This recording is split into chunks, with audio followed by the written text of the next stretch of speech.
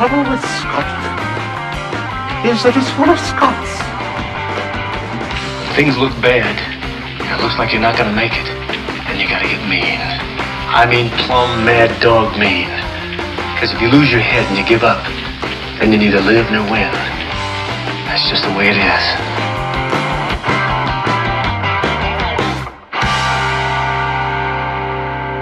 What we've got here is failure to communicate. Some men you just can't reach.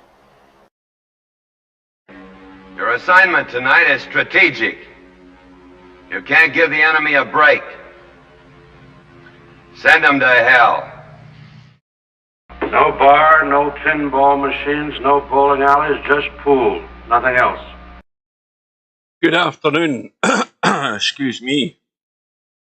Good afternoon. Welcome back to VP4TV. I haven't a clue what week we're on. I think it's week 7. Let's have a quick check. We're here for the Winter 9-Ball League today, and I'm just going to double check where we exactly are. I think it's week 7. 1, 2, 3, 4, 5, 6. So we're at week 7. We've got the Tactical Geniuses against Team Philippines and the Gamblers against the 9-Ball Shots. The Gamblers are in control. They've played 6, lost none. Tactical Geniuses have played 6, lost 2, and unfortunately those 2 losses have been to the Gamblers. So we're in second place. We've got 9-Ball Shots on 1 and 5, and Team Philippines on 1 and 5 now. Was that their first win last week, I think? So at least they're off the mark. So the objective today is just to keep winning, obviously, as far as my team's concerned, to consolidate that second place. That's all we can do at the moment, and then just hope we get a favour either way, somewhere along the line. So we're about, I don't know, 6 minutes to go. Good afternoon to Brain Pull Out. I'm just wondering who is still to show. Well, in fact, that's the thing to do. Let's just go in. We'll go to my team manager. In fact, we don't need that, do we? We don't, because you get into there, it'll tell you. We've got Matt supposed to be here. Larry and Coldest Pillow in the team now. Matt's already in a room getting practice, which is good, so at least he's showing. I don't know about the other teams, who's not here and who is here. Welcome to Semi-Pro. Little bit of information. Cobra had, we do have the Honolulu tournament up and running. Steve managed to coax Larry, I think, and Slim into it last night so we could get 16. Cobra was in, I need to clear my throat, I've got a frog in my throat. Cobra was in a challenge room. He had set a challenge room and I went in. And I hasten to add, we played 6 racks. I never won any of them, never did a sniff. However, the interesting thing is, and Steve's going to have to fix it, and he said he'll fix it, you can't play Honolulu in a challenge room. Well, you can. If you have the call a shot thing off, though, there's a problem on the final ball of the rack. Because I said to Cobra, he potted a combo, which was a ball hanging over the side pocket, and he rolled a ball onto it. And the ball that he called went in. But I said to him, I said, look, what would have happened there if the ball that you had intended to go in had went into another pocket, say? Because in a challenge room, the rack automatically ends. And you can't miss call. So Steve's going to fix it so that if you are playing Honolulu in a challenge room, it's going to be like 10-ball, where you don't have to have the auto call shot on all the time, but it forces you to call the 10-ball. So in Honolulu, it should force you to call the last ball in the last pocket, and that way, then it will miss call if you get it wrong. But in a challenge room, if you don't have call shot on, and you fluke a ball into the wrong pocket or not intended or whatever, you can't go back on it. It automatically starts another rack. Now, it's probably a lot of work for not a lot of result at the end of the day because nobody plays Honolulu, let alone in a challenge room. They might do during the tournament, but that's about it. So he said he's going to do a fix on it. What else? Congratulations to Spectre Dawn getting to the final, but Albinario, although it did get a bit ropey towards the end, Albinario has another title under his belt. That was the best chance Spectre Dawn has had yet in winning a title, but he fell short. And if you haven't seen the match, obviously, spoiler alert, I've just told you who won it.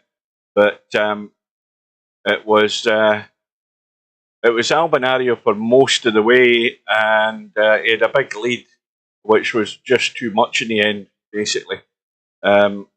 So it did get a little bit ropey towards the end for Albi, but funnily enough, I think he kept his break fairly similar most of the night, and then in the final rack he decided to go to the right side of the kitchen, and he broke off, got 2 balls in the break, and I think he ran out and won the match from there. So Albinario's champion again. Right, now I'm looking to see where Coldest Pillow is. He's in away mode, so as far as I can see, all my team is here. We've got Larry, Matt, and Coldest Pillow. Unfortunately, I can't put Bill and Matt together in the same team, not unless I was in it, and I don't want to be, because their ratings take us well over the limit. If we look at the gamblers today, we've got Preacher, Semi-Pro, and Bedhead playing today. 9-ball shots, we have Bobby Barris, Sergresh, and Bankster. And finally, for the Team Philippines, we've got Paul, brackets Bullabog, Houdini, and Pectus is supposed to be in again today. Now, is he here? I don't see Pectus. Or am I just missing him because obviously I've got the chat right in front of my screen covering it. I don't see him. No, he's definitely not here. How long have we got to go? Well, we've got about a minute before the rooms go up, and as usual, we'll be hopping through the rooms. It will get to a critical point where there might be 1 or 2 important matches. I'm still looking to see if he's here, but he's definitely not here.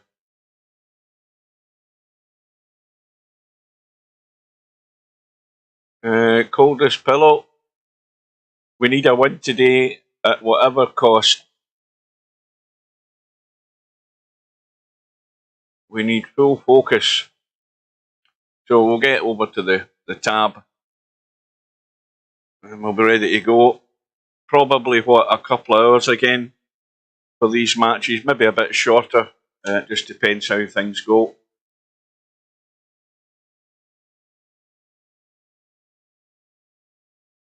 Well, it's not looking rough as long as we keep winning, because what we need to be concerned about is the fact that we're in second place and we need to stay in second place. That's the main focus you have to go by. You need to hang in there to get to the playoff. Doesn't matter how many times we've lost to the gamblers. It's what matters in the playoff. That's what matters.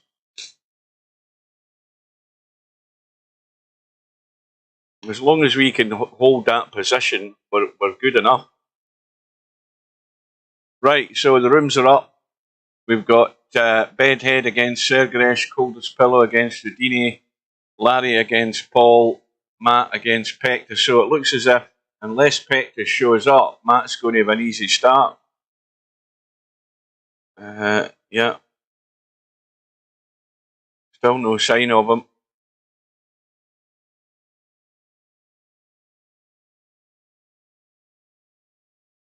Was it not from the break? I got it wrong then, and I was watching it. Mind you, I was desperate to get to bed. Right, so I think Matt's looking like he's going to have a bye. This is unfortunate again. I don't see him. Right, so let's have a look at what the handicaps are. Matches.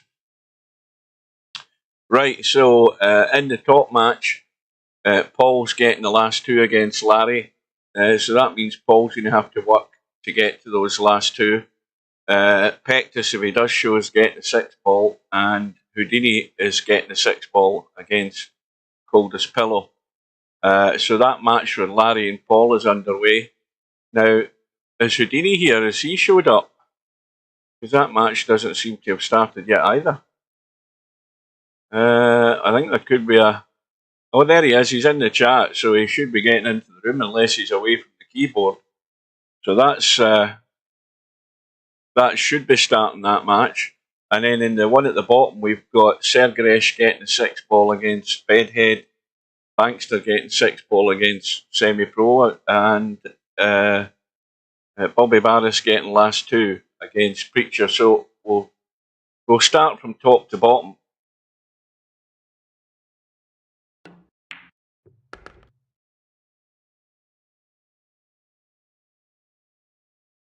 Yeah, it's really about who gets to that playoff position, Coldest Pillow. That's our main objective now, is just, yeah, he has arrived. Well, that's good.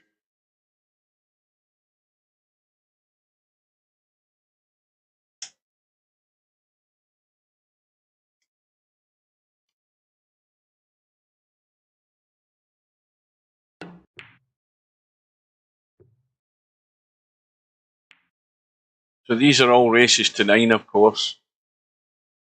Last two is any ball, including the 9 ball.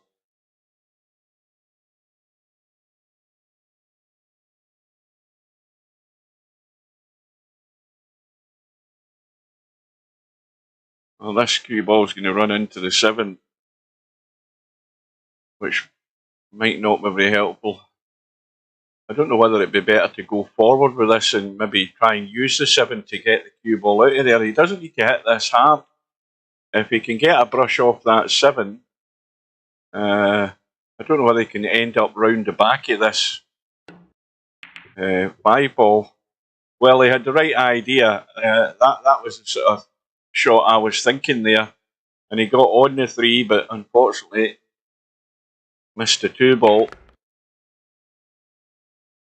Now the 6 ball goes past the 9. There's loads of room for that. Of course, Larry doesn't want to make any mistake now, because this table's easy enough for running out. Oh dear. And Larry's crack ball mouse has done him again. It might be a new one, but he's blown himself out of the water there. I think I've jinxed him. That was awful. I don't know what the hell he was doing. I mean, if he stuns it in, he can go to the short rail up top and come back out for the 5, so I don't know what he was doing. Honestly, what the hell are you saying? How do you do it?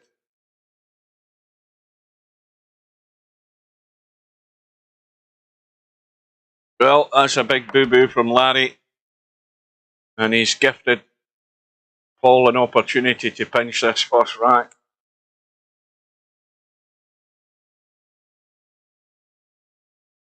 Oh, I mean, it's just an incredible talent I've got. I think I better get out of this room quick. We'll see what happens at the end of this first rack. Well, that needs to travel. That's way short. Look how much acreage you had to go into there. I mean, if he finished down where the 7 ball was, he still had a shot at the 6. So that's an awful shot. Good afternoon to Chimpy. That's a terrible shot from Paul. Really was. I mean, he had all the room in the world to get some sort of shot on this 6. I mean, he can still cut, but he should never have been there. He'll be kicking himself in the foot if he doesn't get out of here, and he's blown it. Well, Larry will learn from that mistake. He can certainly cut the 6, and now, of course, he doesn't want to hook himself behind the 8. So he's. I don't know whether he can hold this enough, can he? This is testy with a cut angle. Yeah, he's got to get through the gap and miss them. So, two big blunders. The biggest blunder of all, though, it wasn't so much the mistake that Larry made with the mouse. It was more the mistake that Paul made there. That was a gilt-edge opportunity to get off the mark there. Played a terrible shot to get on that 6 ball.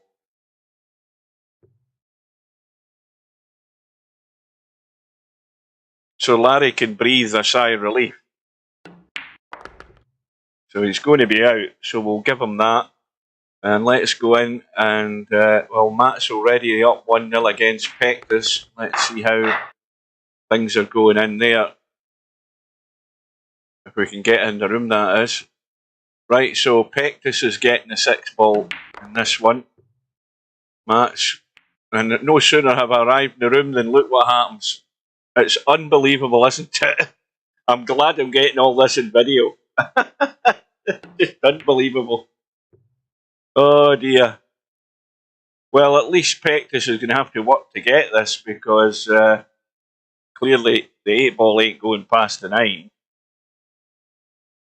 And he'd need to play a good shot to get good to try and make this combo. He might play for a bump here or something and hope to get lucky.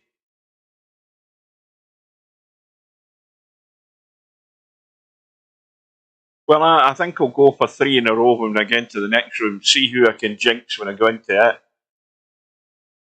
I might be on for the hat trick.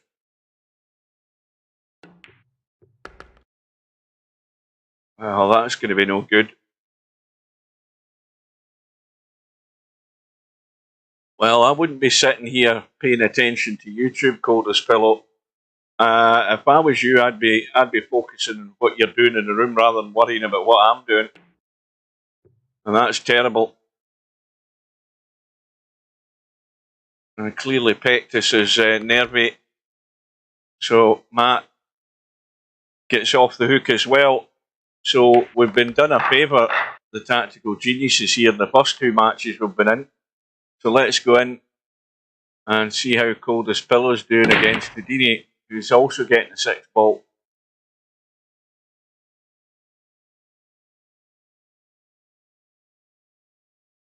Well, Coldest Pillow actually jinxed himself before I arrived because Houdini's now got ball in hand. Oh dear. But this is a big ask for Houdini to get to that second last ball. And he's got a nice angle in the 4. He doesn't need to do a thing with the cue ball other than just pot this 4 and let this cue ball run out. And run out far enough that he doesn't hook himself behind the 6. In fact, he stunned it and stunned it into the 6. Now, I'd be going forward with a wee feather of right English just to make sure I'm coming right down the line for the pot in the 6. What the hell's happened to Houdini? It looks as if he's gone. It looks as if he's left the building. Yeah, there we go.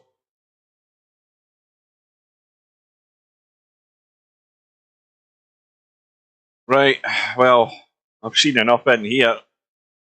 Oh, he's back. Now he's having to play the same shot again. Or it might be out of sync. It's looking as if it's maybe out of sync here.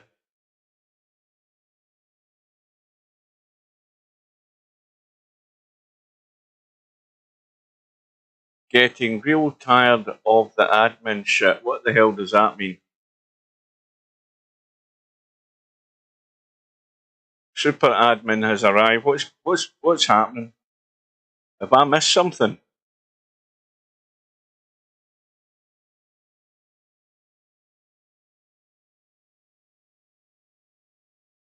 I mean, I don't know. I honestly don't know what's going on. I don't see anything in the chat in the lobby, so I don't know what Houdini's going on about. Where the hell's Houdini from? Is he? Well, according to that, he's from the States. But I have no clue what this is all about. But as far as we've seen,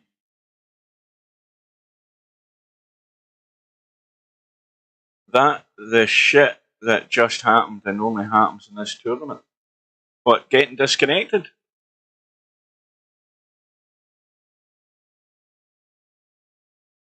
I mean, if he's for the States, can you not just bloody explain in plain English, for God's sake? And then we all know what he's going on about.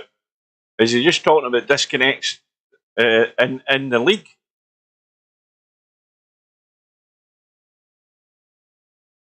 What's that, Chimpy? Oh, bullshit, aye. But I don't know, I mean, is that all he's ranting about? Just go on and play the bloody game and go on, mate. It'll be here all bloody night. Yeah, he comes back a shot early. He comes back. It's because it's how it recognises it in the server when you disconnect it. So he's having to play the shot again, right?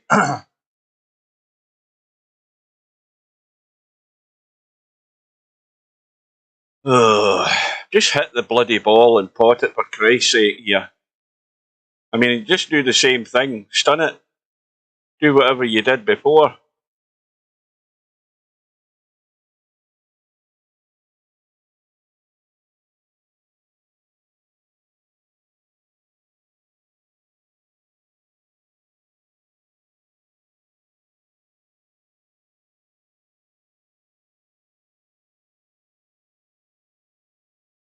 Right, well, I'm bored already. That's enough of this. Right, so let's jump in and see how Bedhead and Sergeresh are doing.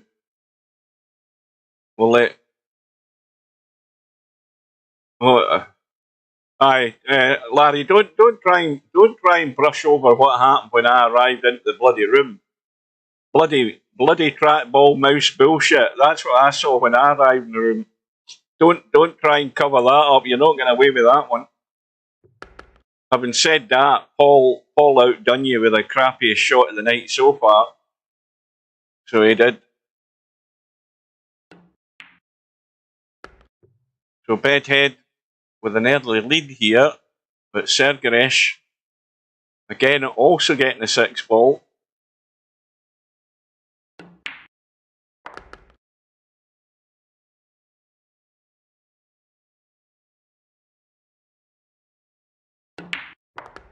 Well, I mean, is it not just a coincidence that Houdini's been disconnected 2 weeks in a row? It's nothing to do with the bloody league, for God's sake. Somebody talk some sense into the boy. Right, so we're all square in this match, 2 apiece. Let's see if Sergeresh can take advantage of it. No sooner have I said that, boom, he scratches. Right, that's enough of this. Right, so let's head in and we can see Semi-Pro. Who snookered himself in the... Oh, did he? You're joking. He didn't land behind the 6 ball, did he? Did he hook himself after I left the room? That's an umpty shot. Look at all the room he had. Is he actually playing? Well, it's obviously he's playing again. Right, Semi-Pro with a 3-1 lead.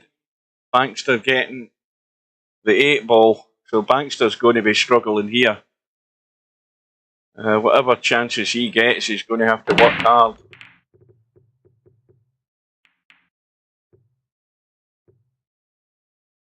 Three ball goes in as well. Now, this could just squeeze up past the 6 ball into that top corner pocket. But he's back out for the 2.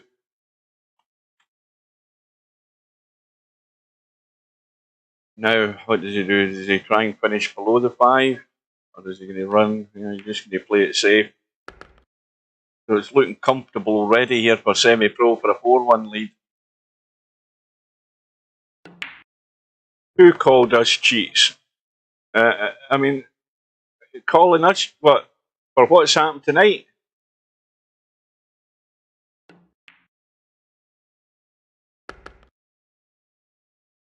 So I don't know when he got disconnected last week.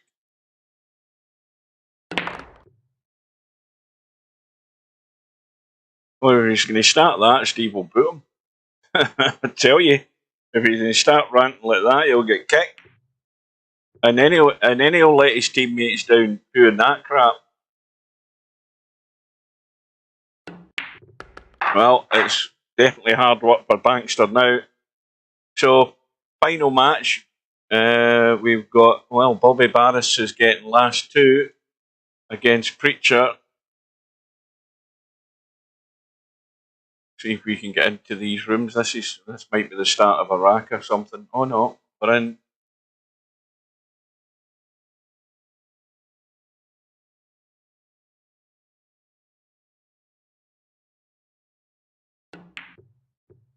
And we'll jinx Bobby Barris as well. And this hasn't finished great for Preacher. This is awkward. Although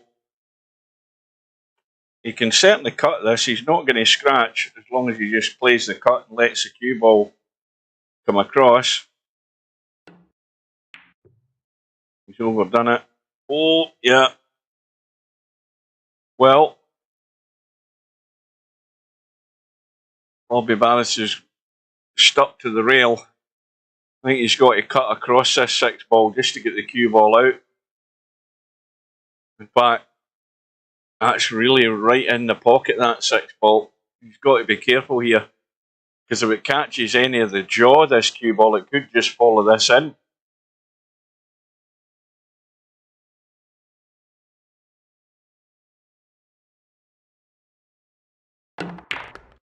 He's got out there.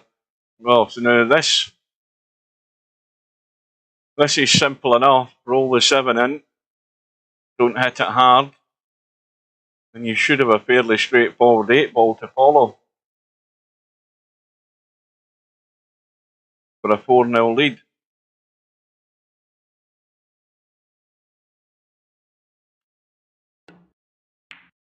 We've got to the rail way too soon. So Preacher trying to get off the mark. And likewise, it isn't a difficult task, this.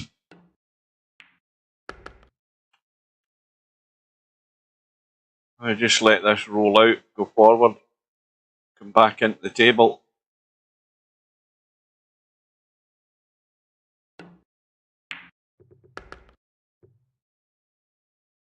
Oh, I have to let this go forward a bit more than that, though. Loads, you know, he should have been up to about here at least, just to make it a bit more comfortable.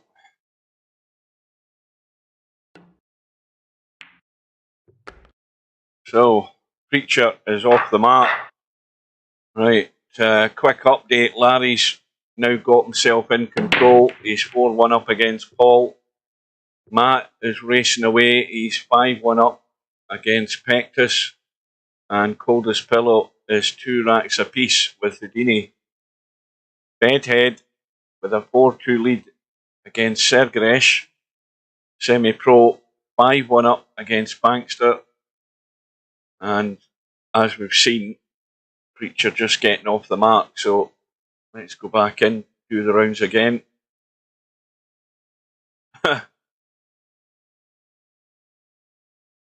I think he's probably Houdini by name, but not by the reputation of the real Houdini.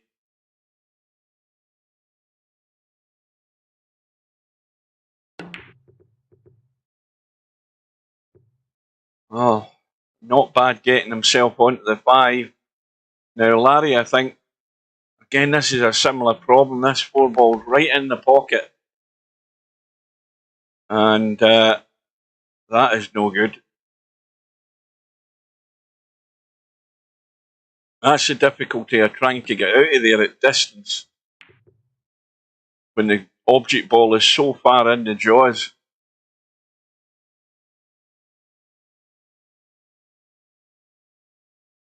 Well, I checked my my work schedule today because I know I've got some days off coming, and it's next week.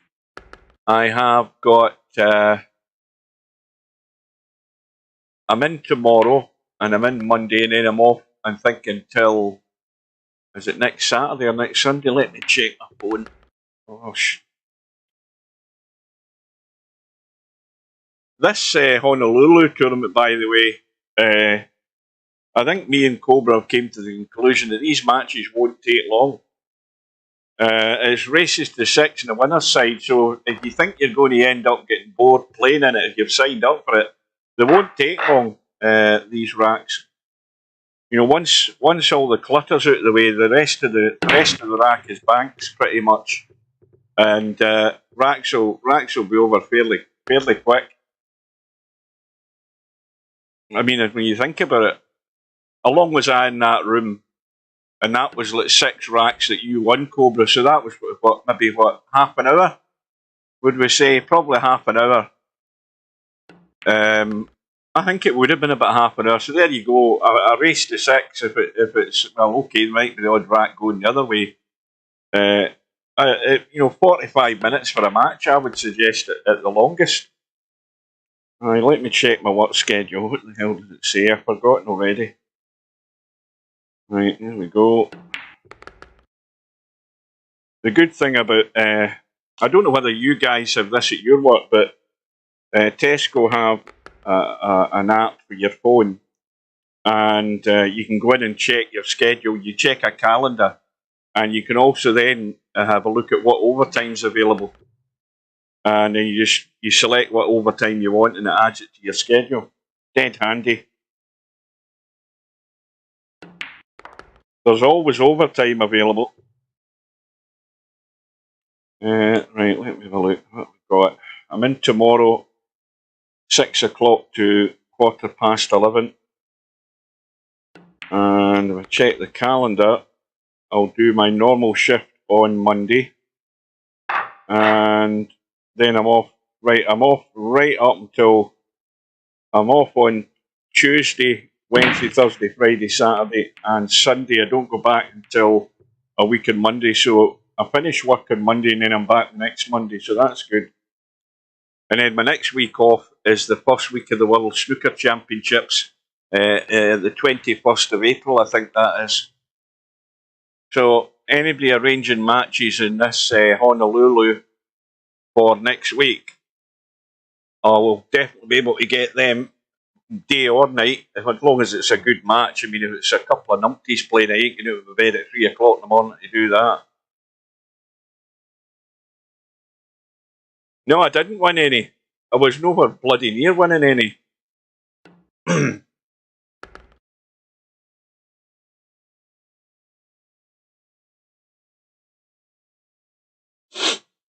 Aye, I think Steve's. I don't know how simple it is for Steve to fix that, to add the forced call shot in the last ball, but I think it might be a lot of work for very little return because, Matt has redeemed himself, a comfortable 9-1 victory, so that does good for the racks against and the racks for aggregate there. Good result for Matt. What was I talking about there? Aye. I mean, let's face it, I don't think anybody's ever played Honolulu in a challenge room, and I don't even think I've seen it in a match room. So he's fixing something that probably nobody's going to end up getting the benefit of. And Larry's doing well for the racks aggregate here as well, if he can keep this up. Right, so we'll have a little jump around again. We'll see this 6 ball.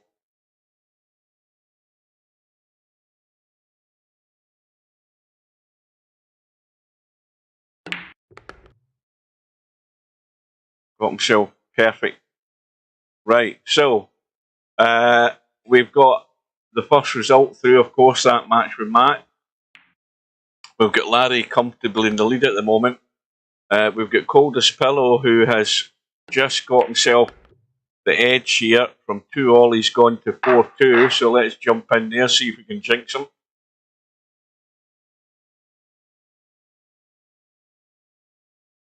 Well, I don't think I need to jinx him. He's hooked. Last time I came into the room, he'd either scratched or fouled, and it was ball in hand to Houdini. Now I arrive in the room and he's stuck behind. He's stuck in the pocket.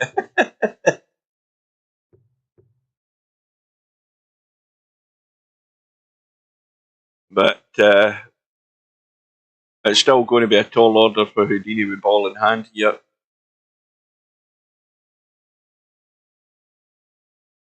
Now, he needs to hold this cue ball because he doesn't hold well. He has done it.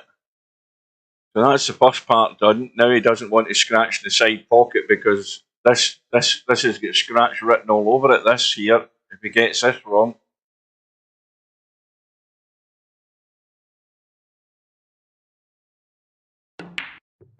And, well, he avoided the scratch, but I think being concerned about that, that's forced him to miss the 3 as well. But he hasn't left anything easy. And that wasn't exactly a great safety either from Coldest Pillow. Well, this will be some shot. Got to dig right into this cue ball here and avoid the 7, and that's not a bad effort.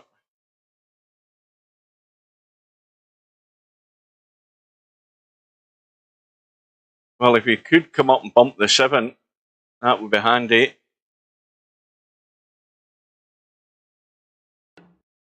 He's trying to hold it. Is it going to get to the pocket though? You see, that's the problem with that.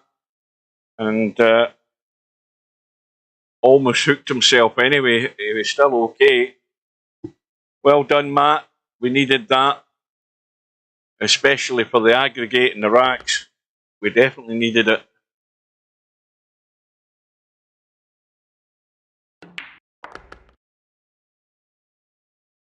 From Coldest Pillow, looking to get a little more of a distance between himself and Houdini.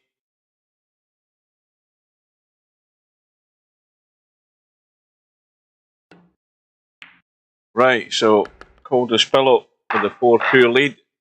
Let's head in and see how Bedhead and Sergresh are doing. Well, Sergresh is in touch, but Bedhead, is this going to get to the pocket? Aye, it is.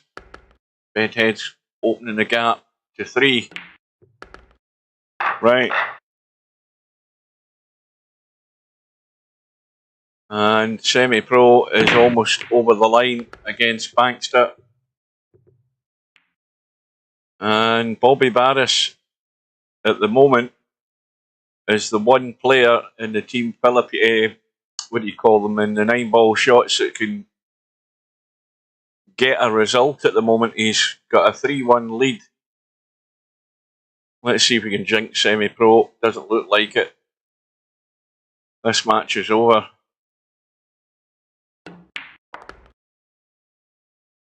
So,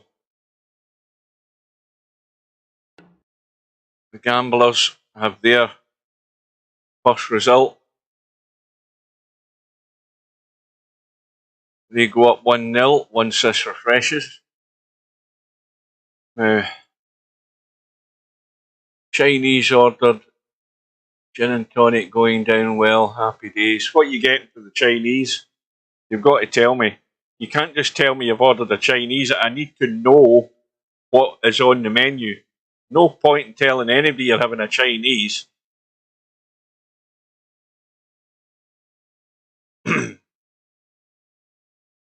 Right, so let's go in and have a quick look at Bobby Barris, see if he can do anything here.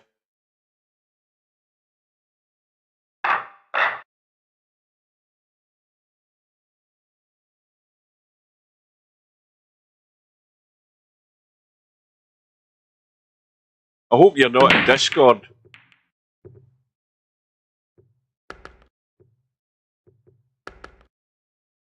And by the way, what did you do to upset Houdini?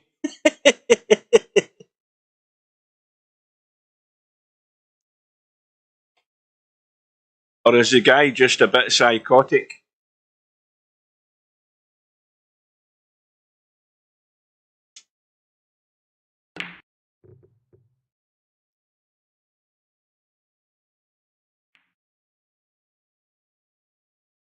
Right, okay. I can accept the spring roll because I like the odd 2 of them. What the hell is Jill Young prawns?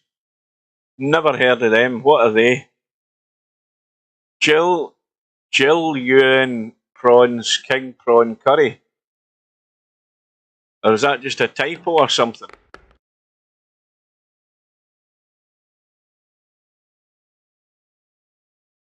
Spicy prawn starter.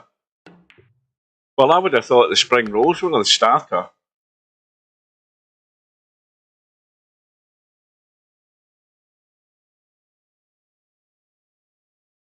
Right, so Bobby Barris with a 4-1 lead and ball in hand to get to 5. So he just needs to pot that 5. Needs to get an angle in the 5, obviously, with ball in hand, so he can go over for the 7. Now, he's gone inside, so I mean, why not just cut this in and use the angle and come out? I mean, he looks as if he's trying to make this hard work.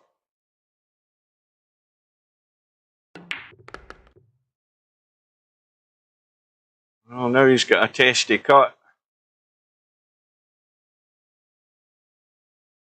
Oh no, I would have it. I would have that the other way around, Cobra. I'd give her the. I'd give her the prawns every day. I would always have the spring rolls. My local Chinese. One of my local Chinese does chicken and cheese rolls. They're lovely. They're like you either get 6 or 8, so they're not big like spring rolls are. I mean, my other Chinese that I get from, they do 2 big spring rolls, but the chicken and cheese rolls you get are smaller, but they're lovely. They also do you get prawn parcels? What do you call it? Not prawn parcels. Curry parcels in your Chinese. You ever had curry parcels? They're a lovely little starter. They're done in that like phyllo pastry. They're really crispy, and they're done in little triangles, and then they're thrown into the wok. Oh, they're beautiful. Oh yeah, I'll talk about Chinese food all night.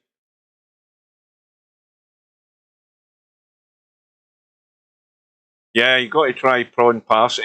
Why do I keep saying prawn parcel? That's a good cut. That is a very good cut. This needs to run, and that will do. Right, so Bobby Barris has got, well, I don't know whether Bobby's paying attention to the scores, but there's a lot resting on his shoulders here. He's still got the lead. Let's have a quick update. We've got Larry now on the hill against Paul. Paul's won, I think he's won another rack, has he?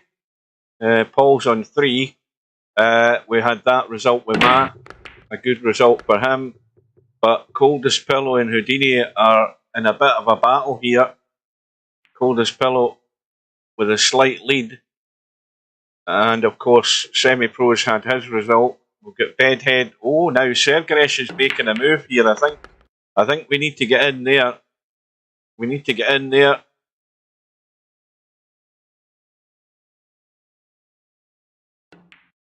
Oh no, this is a bigger match, this, than the Coldest Pillow match. Sergresh is making a comeback here. Now this is a testy one for the rack, really. He's overcooked it. Now he needs to get lucky, and he's got lucky.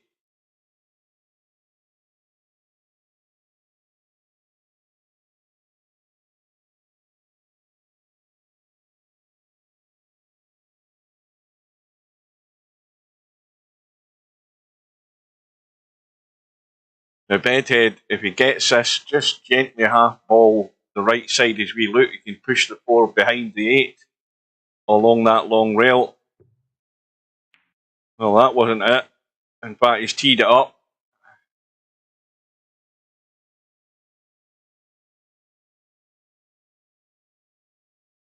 And what am I going to do in the room? Keep Coldest Pillow company.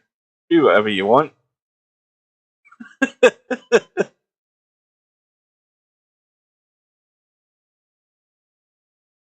Are you expecting me to come into TeamSpeak? Because you know, if I come into TeamSpeak, I'm only going to start ranting at you as to why you haven't set the 9-ball World Championships yet. They should already be set and open for sign-ups. Because this what do you call it? This Honolulu tournament's going to be over in the blink of an eye.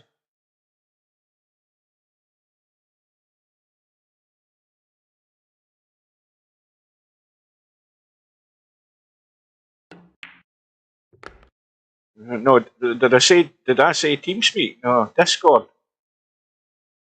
Is there people still using TeamSpeak? Well, I've already pointed that out to Steve as well, that the Snooker World Championships are coming up to their anniversary.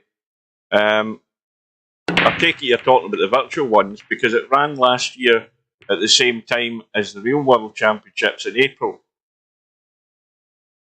So there should, in fact, the Cowboy one's also passed its anniversary. If anything, it should be 9-ball and Cowboy. So we're getting overrun here. We're getting backed up with World Championships.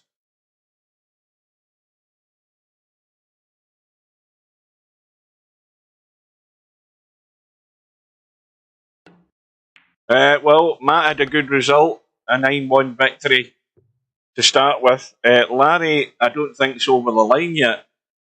Or did I miss it? Aye, Larry has won. Larry, I missed that there with all the chat. Larry's won 9-3 against Paul. Coldest Pillow's in a bit of a battle. He's 5-4 up against Houdini. That match is crawling a bit. And this match is interesting. And a quick look at Bobby Barris. It's still 4-2 in that match. And those two results do good for our racks for and against, because that's another factor that we need to focus on, making up a deficit. Yeah, I agree with you, Cobra. We need to get positive action here. You know, the time for talk is over. Let's get tournaments set and get the sign-ups open and get things moving. I'm all for that. Let's get things set and done rather than sitting here waffling on about them. Well, you know, Matt, if it was me, if I was running the show, that wouldn't be a problem. Oh, here, what happened? What's happened here? The dolls have come out the pram. The dolls have come out the pram in the Houdini match. I don't know what's going on there. We need an update from someone. What the hell happened here?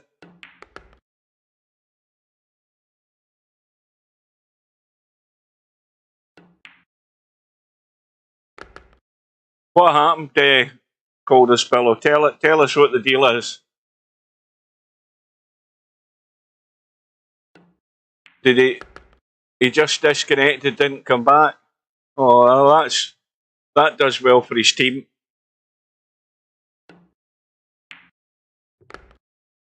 Well, Bedhead has now got himself in a hill, and I was about to jump into that match as well, so that's a bit disappointing. It's still good that we've got a result, but I'd much rather have a score on the board.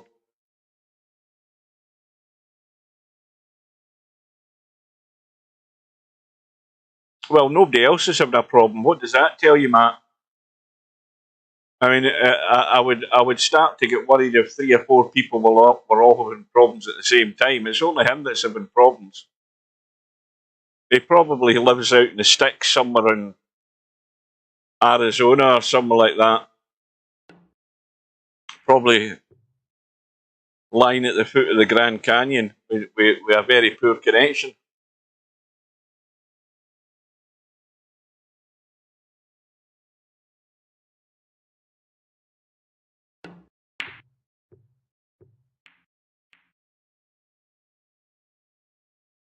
I don't know that that's going to be any good.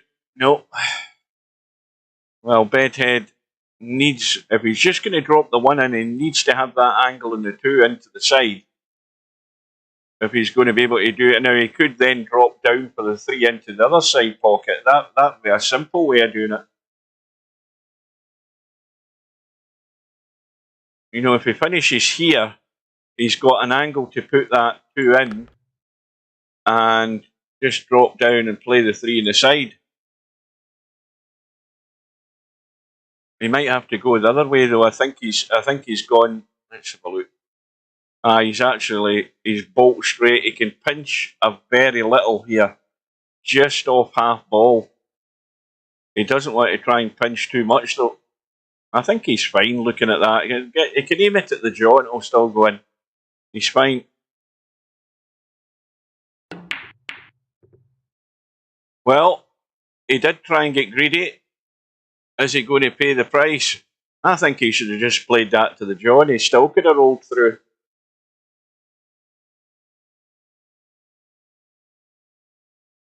Well, a dodgy cut to start with, or a bank on this 2-ball.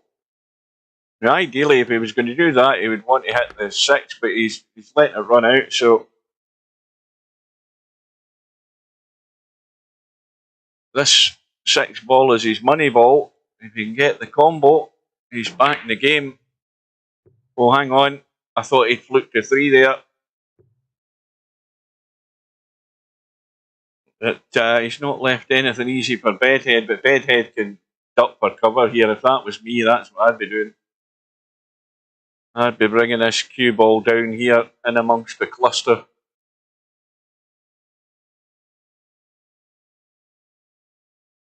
Although I don't think... Let's have a look.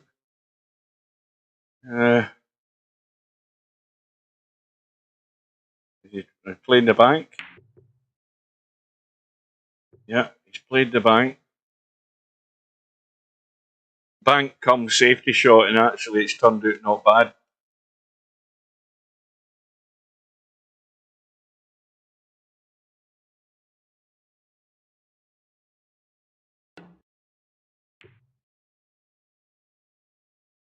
Do something about it, Steve. That's terrible. That's terrible customer service. It's only... It's not his connection. Well, that's what I was saying. I mean, if there was 3 or 4 players in this league tonight and they were all having problems, I'd be moaning at Steve and saying, do something about it. But it's only him.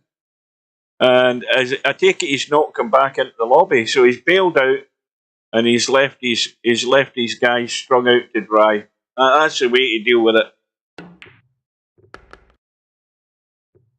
Oh, he is back. So he's probably, has he thought of maybe doing a restart on his router? No. I mean, let's tell him to do the obvious things. And do a refresh there. Shut down the PC, power down the router, switch the PC back on, power up the router, and then see how you go from there.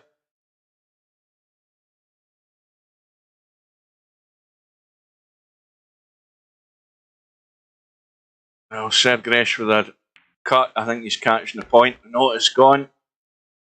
And I think he's going to have to dig out another good one here. Not playing this into the side. Yeah, is this? He is? No.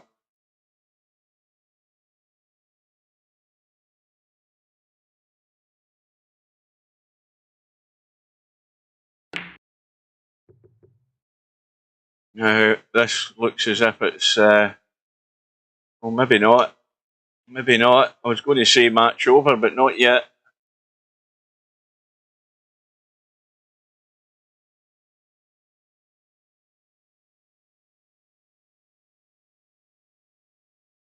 Now, you can try and cut this to the long rail and back onto the short rail and just run up table, can he not? I think he would maybe need to play, I don't know whether he could play a kind of draggy shot and try and just cut that to there.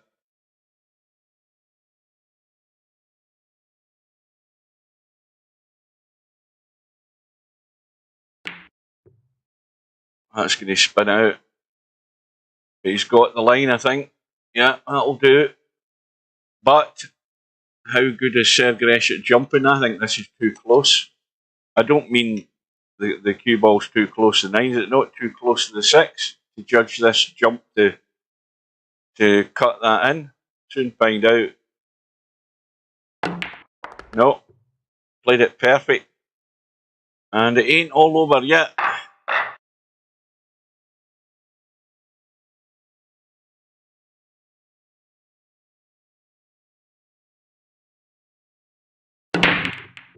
Right, let's have a quick update. I think this is dry, is it? Looks like it. So, in round 2 for the top match, we've got Larry, who is 2-1 down against Pectus. Pectus getting the 7 ball. Coldest Pillow 1-0 up against Paul. Coldest Pillow getting the 8 ball. And Matt is 1-0 up against Houdini.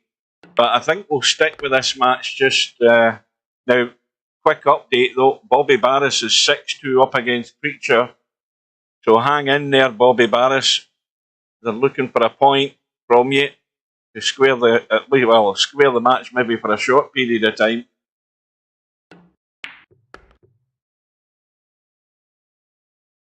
Bedhead looking to put this match to bed. And let's be honest, he should be home and dry. Here's the obvious one is from the 4 to the 5, but there's loads of room to get on the 5.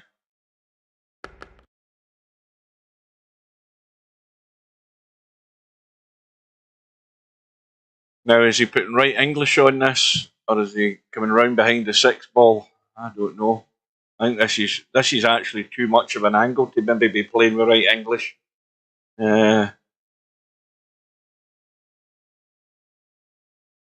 He looks as if he's going around the corner.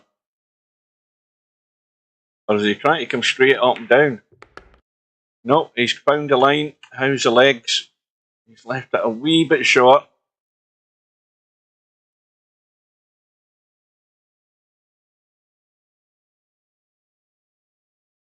Still got a decent enough angle though to get up table. That look. This is this is sort of in betweenish in what you want to do here, isn't it? Does he want to try and go around the corner and then the 7 and 8 ball are coming into play? Or does he try to check it up and go down the line? Is he going again? I think he's got a wee feather of left on this. Well, he didn't exactly get himself good in the 6, but here's your chance, Sergresh. All you have to do is drop that 5 ball in and come up the table 4 or 5 inches, and you've got a cut to get back within 1.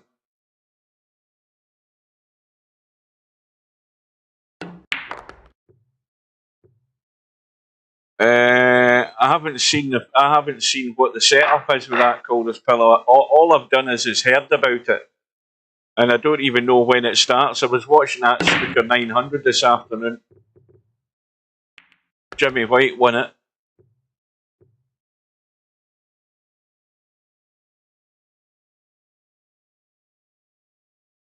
I'm surprised that they haven't had a tournament with Snooker Plus with the purple ball and the orange ball. You know, I can't remember what order they're in, but the purple ball or the orange ball goes between the blue and the pink, and the other ball, whether it be the purple ball or orange ball, goes between the blue and the brown. So you've got 8 colours on the table.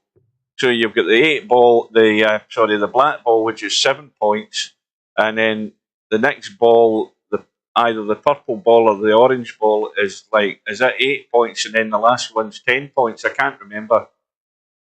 I do believe it was Joe Davis that came up with that idea.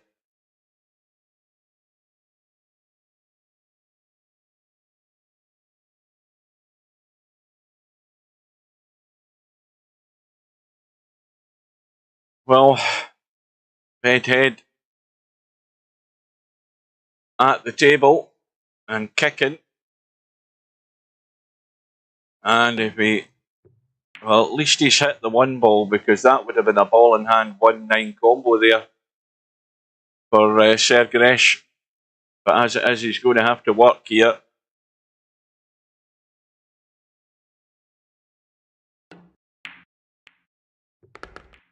A little bump in the 8 ball does him no harm. So you would think all he needs to do is catch a sight of this 3 ball and roll it onto the 8. But let's see how the 8 ball is set. Not the 8 ball, the 4 ball. 4 ball looks okay from here. So this is just a pocket weight cut on the 3. You don't really want the 3 to go in.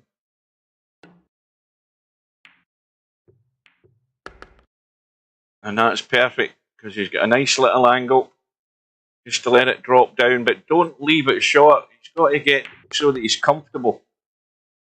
And that's pretty comfortable. And now he has to do something here, because that 6 isn't going past the 9. And that's perfect. And we're going all the way.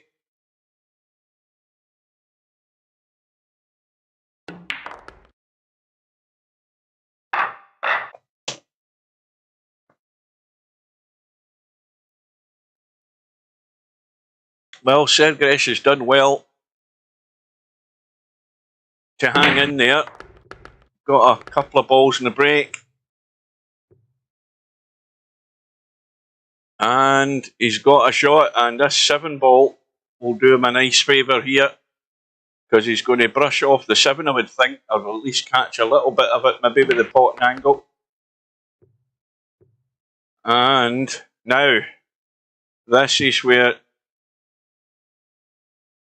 you don't choke, because he could probably have come up the other side, but the danger with that is interfering with the 9 ball. And now he's got a fairly straight in 6 ball for the match. And there you go. So that's a good result for Sergresh. I don't even know what team he's in, you know that? He's in the 9 ball shots. So the 9 ball shots have got a match on the board, and Bobby Barris is still, this could take another hour, this match. Bobby Barris is 6-3 up against Preacher. And Semi-Pro is about to start his round 2 match with Sergresh. Now, meanwhile, the top matches, Larry and Pectus are in a bit of a battle, because Larry's got a 1-rack lead. Coldest Pillow is 1 apiece, is 3-1 up against Paul. And, well, Houdini forfeited his first match, he's forfeited the second match. He might as well go home and go to bed. So, Tactical Geniuses are 4-0 up at the moment, but with a good bit of help from Houdini. So, I think we'll go in and see. Come into your room. Why? What would you come into your room for? Oh dear. Oh, that's locked. That is locked. That is well locked up. Get out of that.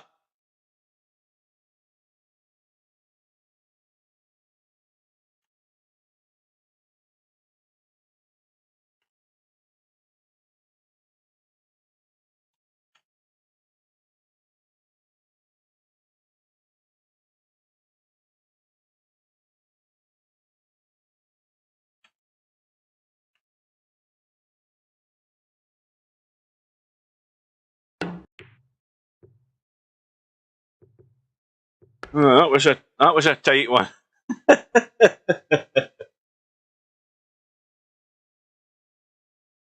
So, Coldest Pillow, ball in hand, roll out for the 2. Now, you've got to watch how you come off this 9 ball here. He's not going forward.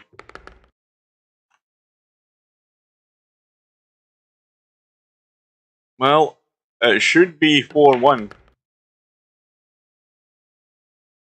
Now again, this 5 ball is tight in the pocket, and this is not easy.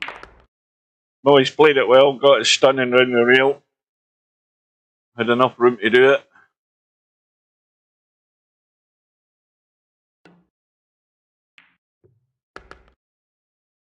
Right, I think we'll see this 8 ball going in, and it's 4-1. Right, let's go into the match I was intent. Now it's 4 apiece. I think Larry needs my help in that room. one way or another. And I've come in at the right time because Pectus has missed the 5. There you go. But he's hooked Larry.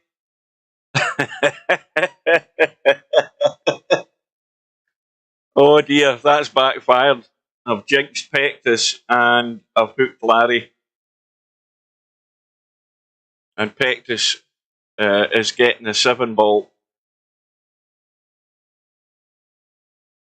Now, there is a gap between the 9 and the 7 for to find the line through to this 5 ball. And that's not it.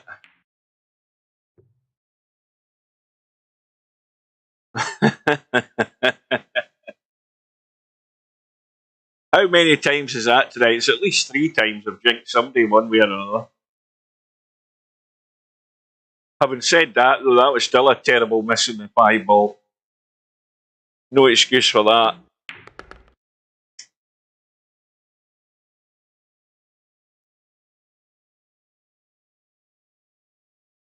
Stephen Henry today, when he was getting interviewed, I don't know what match it was before it or whatever, and they were talking about him doing his commentary, and he said exactly what I said. You know, I say what I see. If I see it's good, I'll say it's good, and if it ain't any good, I'll say it's not any good. Quite right, Stephen. I'm all for that.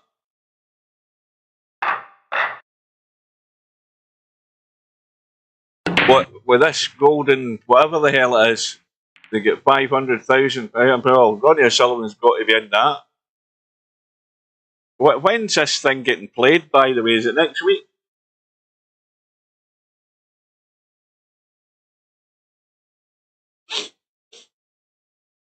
So Pectus with a 5 rack to 4 lead.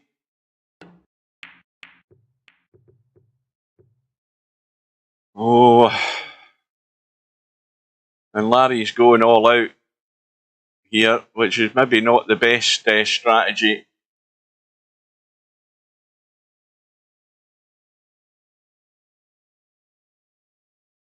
Now, if I'm Pectus, I'm potting this 1 and I'm sticking this cue ball on the 9.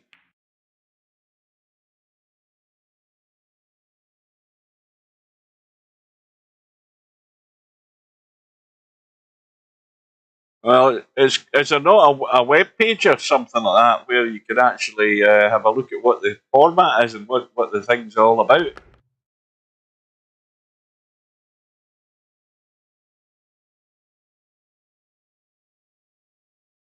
So Pectus just needs to get to the 7 ball. And Larry's going to shoot himself in the foot if he's going for really tough shots like that 1 ball was, and just start giving Pectus opportunities here. And again, another really terrible shot.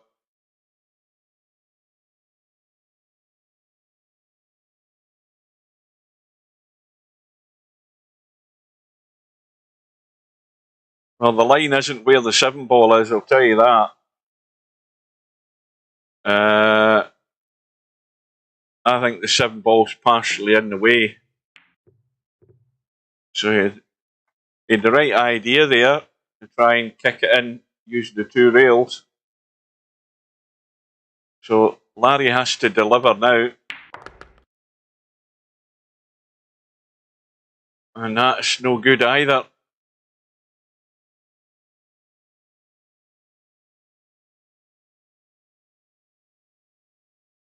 Oh, welcome to Bedhead. He's got the cut, and he's got a bump, and he's going to play this onto it. Well, is he going to play it onto it? No, he certainly won't be doing that. It's going to be the thin cut. And of course, what Larry can't do is he can't afford to miss this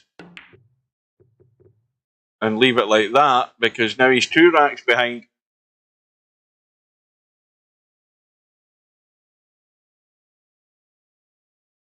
And as soon as I've arrived in the room, it was 4-all. Larry's now 6-4 down. I think I better get out. I better get out quick. Right, Coldest Pillows now 5-2 up against Paul. Now, this Bobby Barris match is an absolute marathon. The last time we looked 10 minutes ago, it was 6-3 to Bobby Barris. Now we've looked again and it's still 6-3. So I don't know what the hell's happening in that match. Certainly pot and balls doesn't seem to be the main objective of what they're doing, because it's taken an eternity. And it's still round one, and the thing started at 6 o'clock, at 5 o'clock, and we're an hour and 2 minutes into this, and they're still playing a race to 9. And Bobby Barris is still 3 racks away. Good God. That's torture.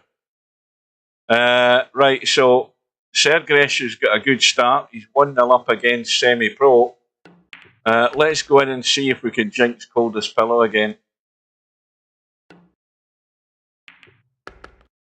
No, we can't, because he's comboed the 4-9 for a 6-2 lead.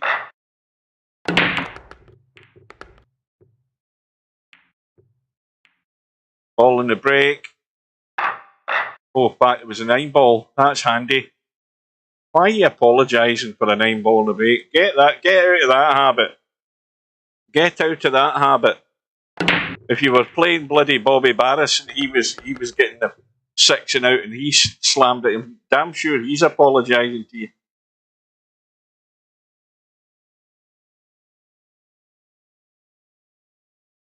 But no sooner has Coldest Pillow got the 9-ball in the break, he's scratched. Yeah, don't be apologising for a 9-ball in the break. Sod that. Never apologise to anybody when you're playing 9-ball. I never do. In fact, I never have done. It's never ever crossed my mind. Because sure enough, things are leaving out, usually anyway.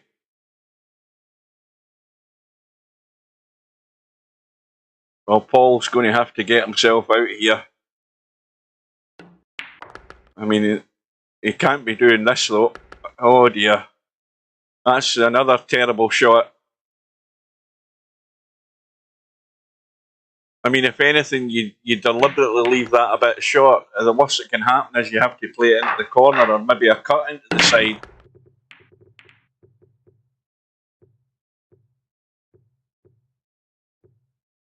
Now that you mention it, Tam, you're probably right. I maybe give Paul a bit more leniency there for that. What time is it? It's 6:05 here, so they're like, what, 8 hours in front? 6. So it's like 2 in the morning maybe where he is. Yeah, I apologise to Paul. He's got an excuse, he's probably half awake, the poor guy.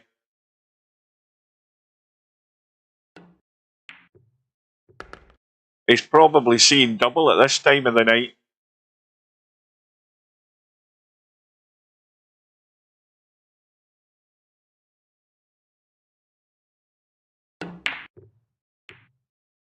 Well, if this match with Bobby Barris, and if all his matches take as long as that one's taken, and it's now 6-4, I mean, if Preacher gets back into it, we could be here for another hour. The way they're going. This is unbelievable. This is probably getting on for the longest match in the league. 1 hour and 5 minutes.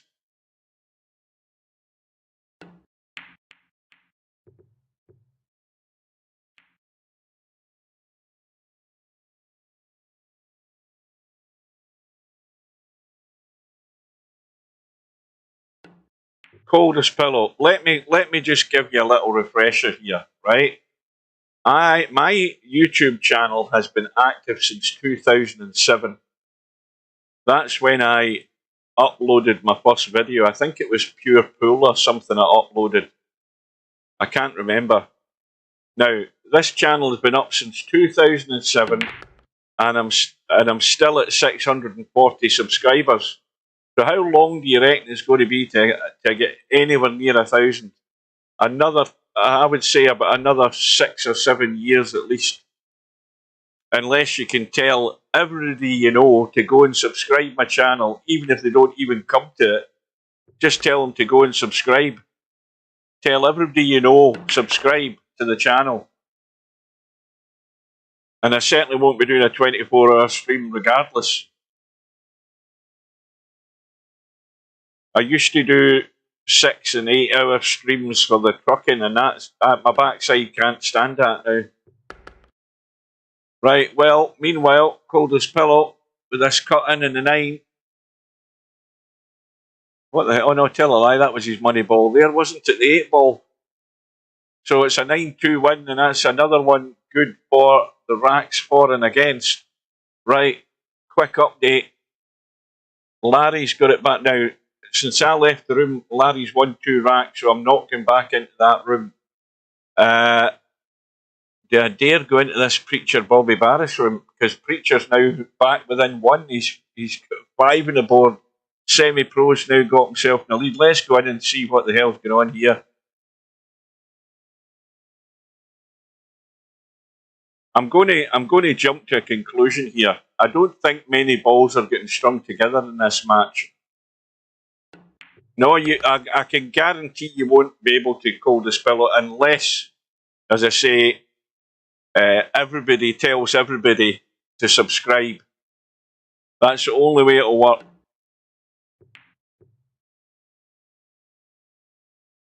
Well, that's not a bad wee safety, although it's an easy kick.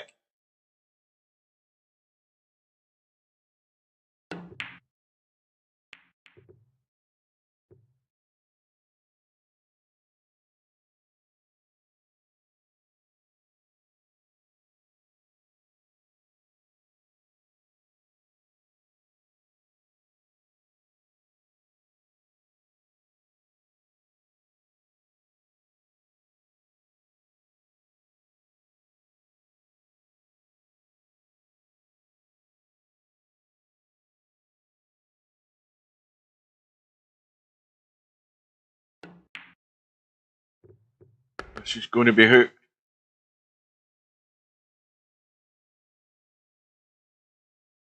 Right, I think we'll best leave them to go on with it. Right, so Larry's now got himself in the lead. At the moment, it's 5-0 to the Tactical Geniuses. This match, or this 2 teams here, they're still tied at 1 apiece. And Bobby Barris has a chance still to square the match, although Sergesh has now tied it up with Semi-Pro. So let's go into that one.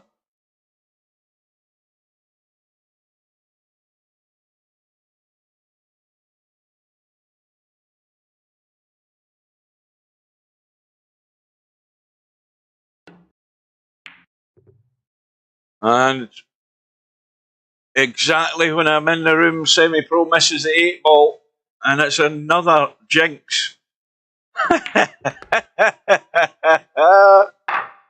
You couldn't write the script. And suddenly Sergesh is in the lead.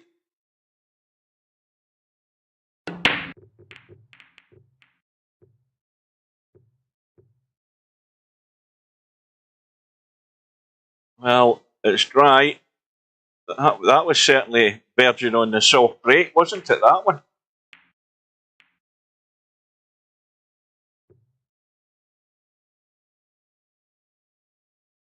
Well, there's a few options here. He can play the cut on the 1, I think, finish where he can avoid the scratch.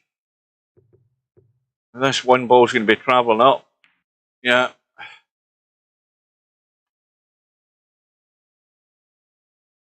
Well, drawing back for the 2 into the top pocket. This has got a gap to come across the table. And that's very well done. Got a little bit of help there, but the little nudges has worked out nice. Good afternoon to Bill. Oh, you missed all the drama, Bill. Houdini giving Steve a roasting for his crappy servers. That's causing him to disconnect. It only happens in the league, he says. It happened last week. And it's happened twice tonight. But the good news for the tactical geniuses is we're doing well at the moment. We've had some good solid results. And we're making up a wee bit of the rack difference here in these matches tonight.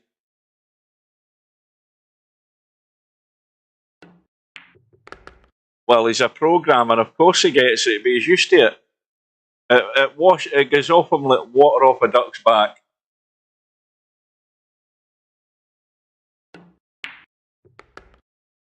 So semi-pro, back all square.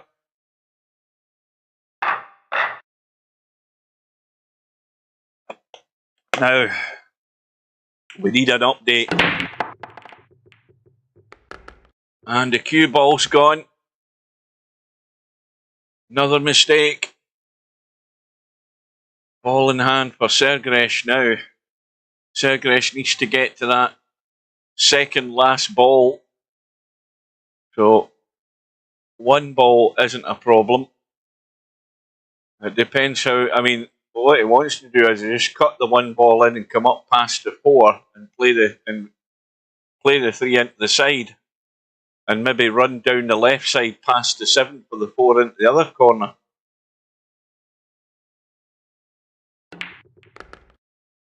Oh dear. I mean,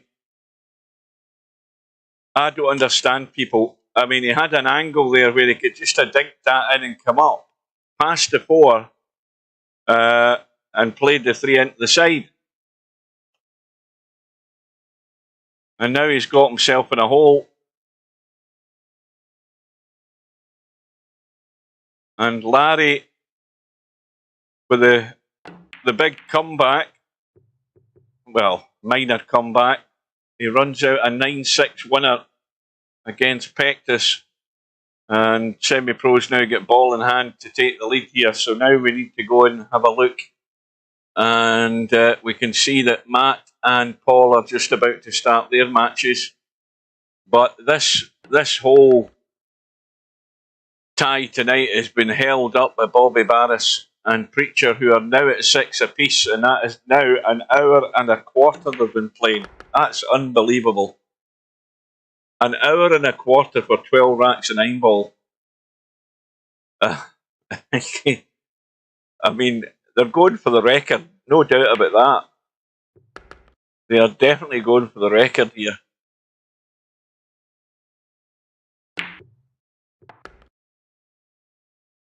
Well, the bank by Preacher. Now, again, he's going to be running into the 7. He's going to be taking some of it. But if he plays this at sort of a reasonable pace, well, he's kind of lucky there that that's rolled that way. Because before the contact was made, there was no real idea where this 7 was going to finish, depending on the pace on it, but it's finished perfect.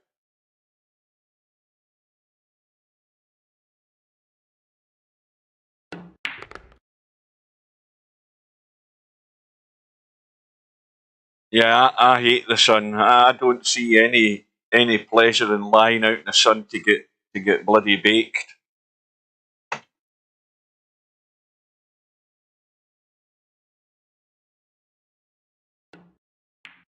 Oh God, the yawning started already, and it's only 6:15. Good God. Well, Bobby Barris is in a lead for about 3/4 of an hour, and it's now gone. And it might well be that the chance to get a point on the board is almost gone. Not quite yet, though. Well, there's certainly one ball, if not 2 balls, have gone in there. 2 balls, one of them, and the other one was the 4. And I think he's got a shot in the 1. Have a look. No, he hasn't. He can't get to the cutting angle. But that'll do. That's well played.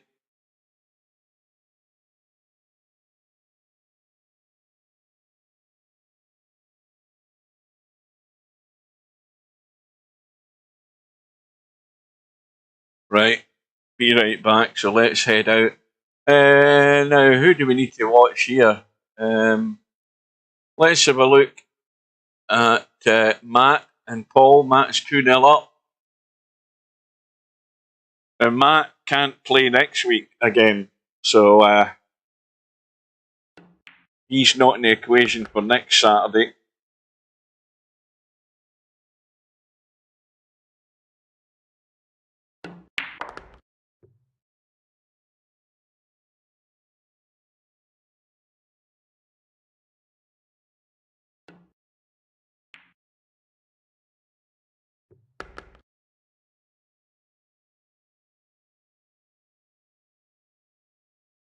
She's not that tight to the rail.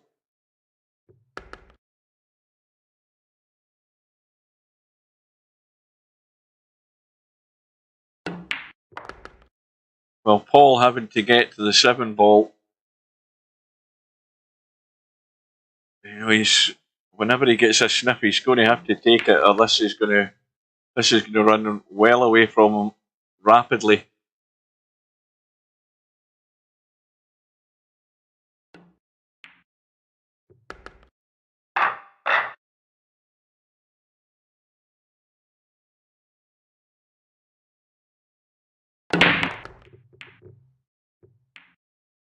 A ball has gone in. At 1 ball is in play. 2 ball has gone. Now, is it a little dink for the 3 into the right side? No, he's managed to come back and avoid the 3. That's worked out nice. Just enough room to get past the 3.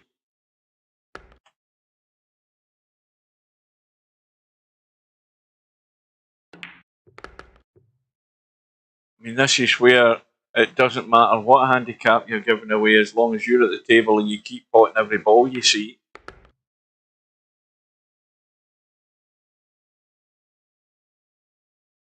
Was Pectus disconnected as well? Maybe Houdini's got a case then.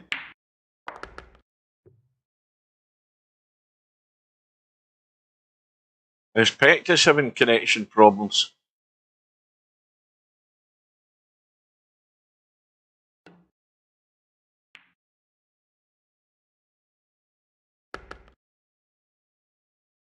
Now, I think he might have done something a wee bit numptish there. Has he not left himself hampered over this 9? He has a wee bit, but he's got out with it. Got away with it, I should say. Right, let's have a quick update here. So, Matt is now 4-0 in front. And meanwhile, Preacher's still 7-6 in front against Bobby Barris. Semi-Pro is 5-3 up on Sergeresh. So Sergeresh is still in it at the moment. Now it's now gone to 6. He might not be in it now. It's now gone to 6-3. And Preacher's now got himself to the hill. So it's looking very likely that there's 2 quick results coming here fairly shortly for the Gamblers for a 3-1 lead. That's the way it looks on paper.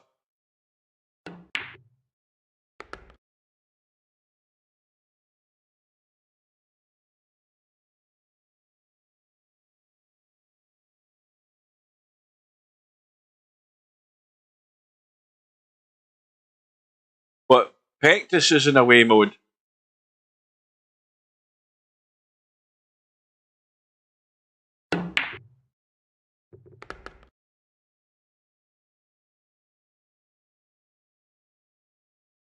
Oh, I see him there at the bottom, aye.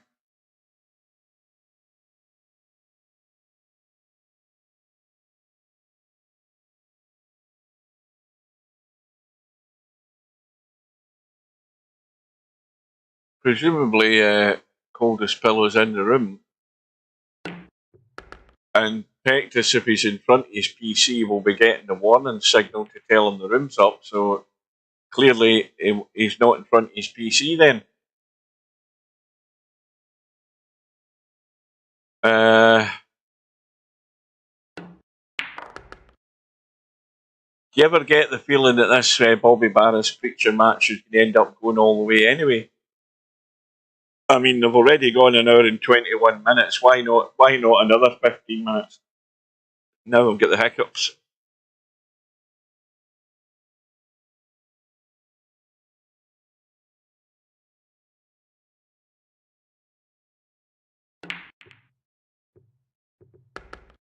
Now, clearly, I'm a bit biased because this is my teammate that's here, but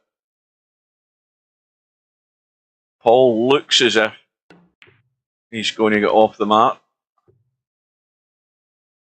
And he certainly has done, because he's getting the 7 ball as his money ball. And there's that pattern with the 3 balls. I bet Steve's not watching anymore. There's that pattern again.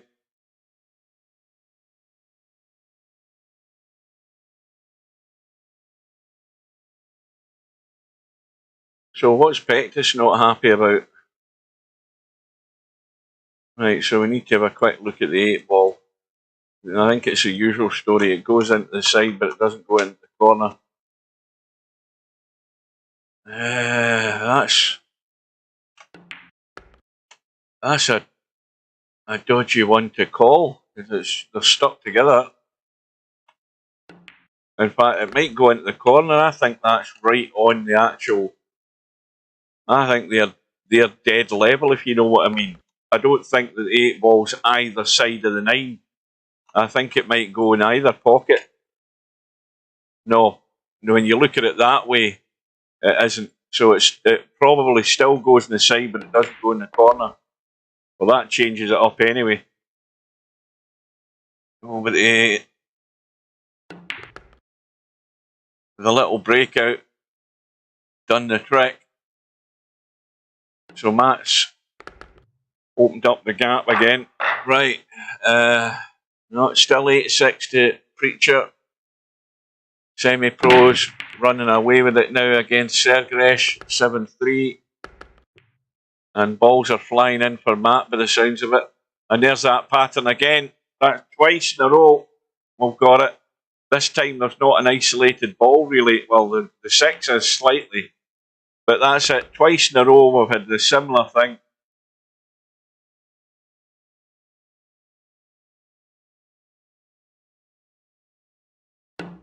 Larry, if you get shooter's pool, go into shooter's pool and break some racks of 9 ball. You'll never see that. You will never see that. You'll sit there till you're blue in the face. You will never see that happening.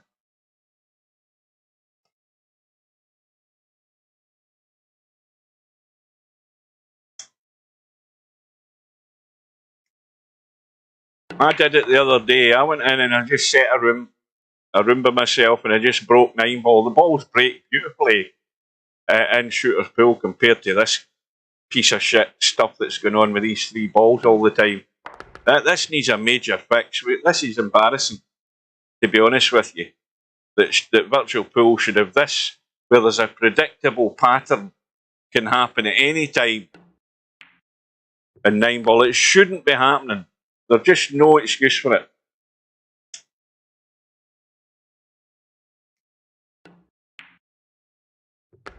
It needs serious fixing, Steve.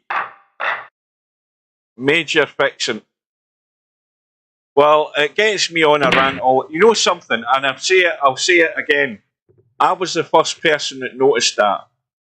Nobody else said anything. I was the first person to say, I've seen that pattern before. And I've seen it again. I've seen it. Oh, Preacher's 1 out 9-6. And Houdini's left the building, has he? Oh, what happened there, Larry? Did Houdini disconnect and time out?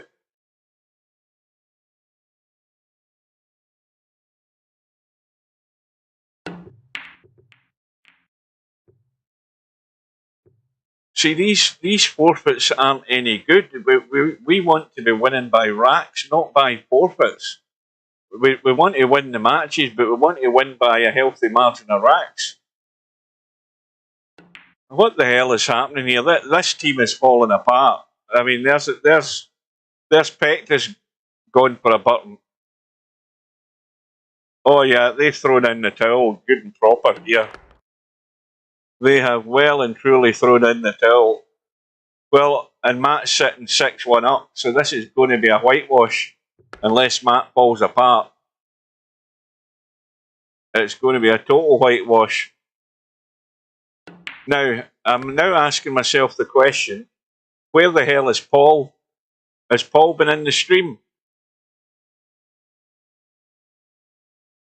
He has been in the stream earlier, hasn't he? What the hell is he going to do with this team?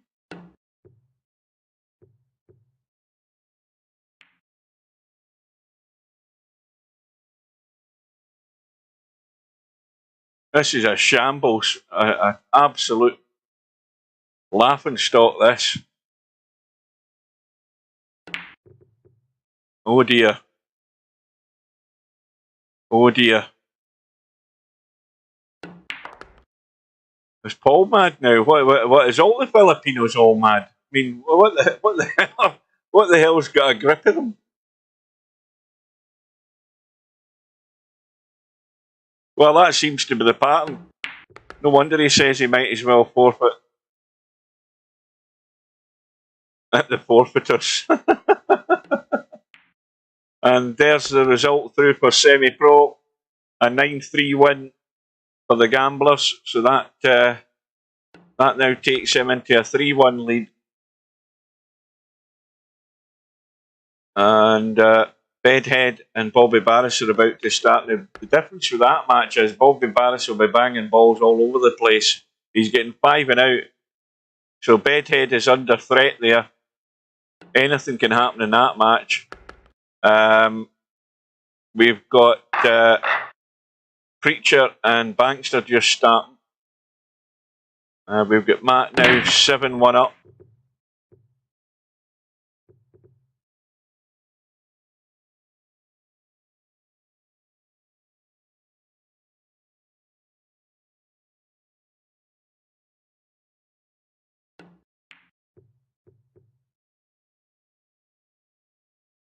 Well, the 2 8s, pretty much a dead set combo. Matt gets lucky as far as the 3 and 4 coming into play because he got himself good on the 2 8 but missed the 1.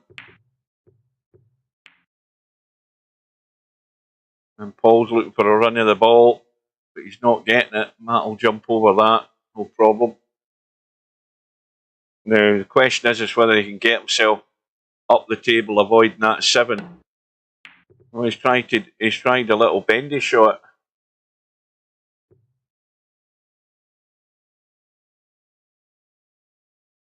Yeah, we're going to have to jump in and see how Bobby Barris gets on against Bedhead, because if I'm Bobby Barris, I'm just slamming at everything. Something's bound to go in.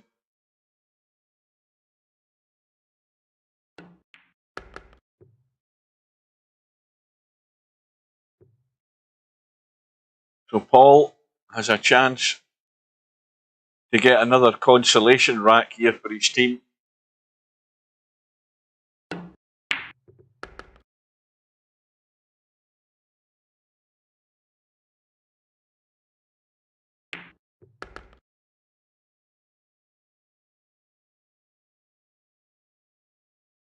Well, we've been going for an hour and a half.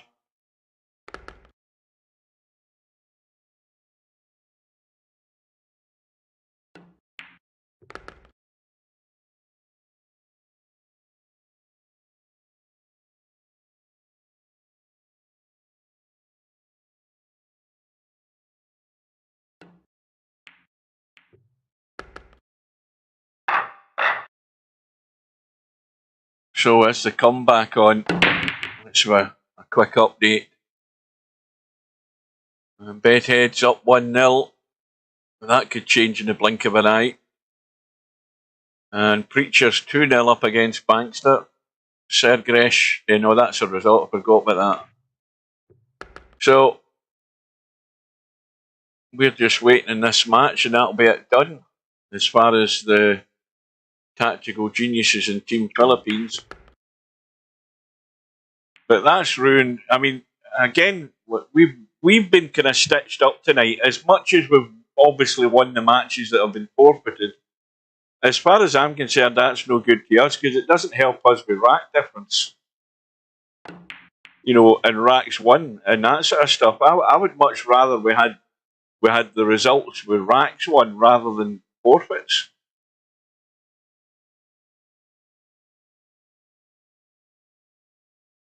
Or if it's the case that you forfeit, you win 9-0. But that ain't happening, I don't think.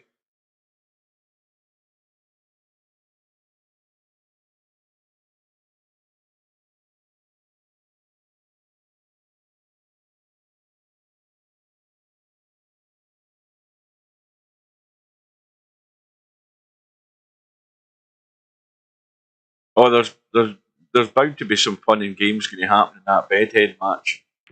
Got to be.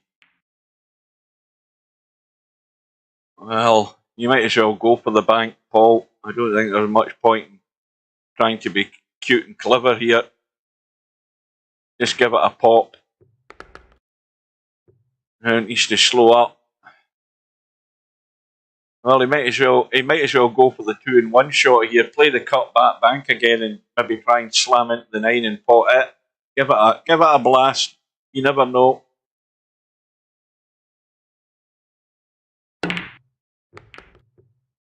Watch the cue ball. Oh. Well, I much prefer the bank than the cut. The bank looks unmissable. But he's got it. Now, how's the cue ball? It's no man's land. Oh, no. I'll tell a lie if I keep forgetting the bloody money ball. It's 7-3. Balls flying in all over the place. And the money ball's gone and it's 7-4.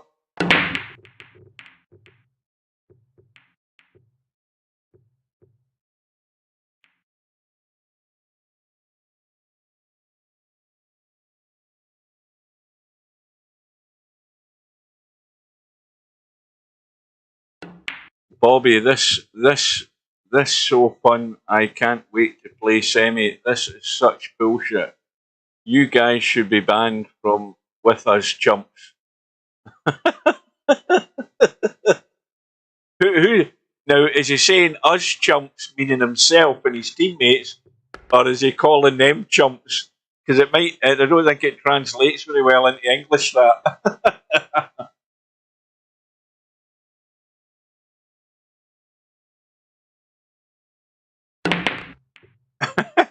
No, I just have a problem with typing the right keys. Suddenly it's 7-5. Don't blink, folks. 7 balls gone again. And it's 7-6.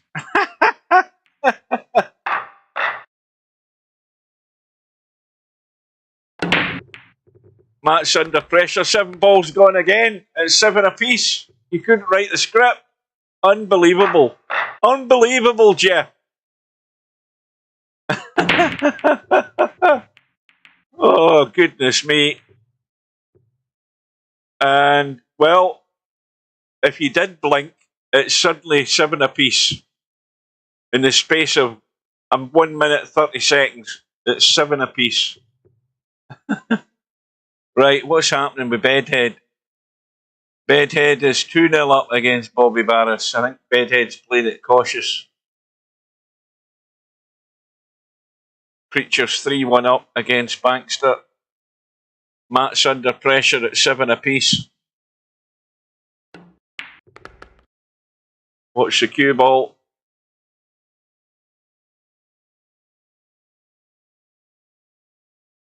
Well, take your medicine, leave yourself the bank in the 3 and come out for the 4-8, the 4-7 combo to get to the hill. Or is he trying to come over and get near that 8 ball? This could be trouble.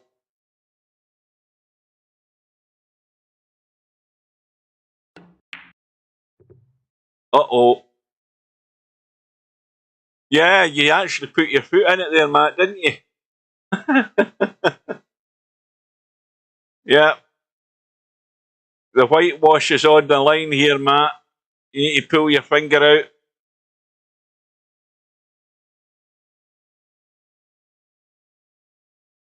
Well, if I was Matt, I'd be getting rid of that 7 ball for a start. So if you can pot the 2 and somehow get on the 3, I'd be leaving the combo. Get rid of the 7. Make Paul work for it if he does get to the table. Or stick him in the 8 ball and bury him. That's the other thing to do. Just like that. That's not tight enough though. He's left him the. In fact, tell a lie, hasn't hit a bloody rail. What a numpty shot that was. Oh, now Bobby Barris has left the build. And Bedhead wins by forfeit. This is a shambles. Absolute and total shambles.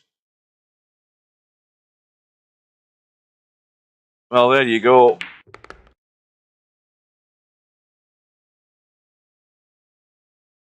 Bobby Barris has had enough. And Paul's on his own.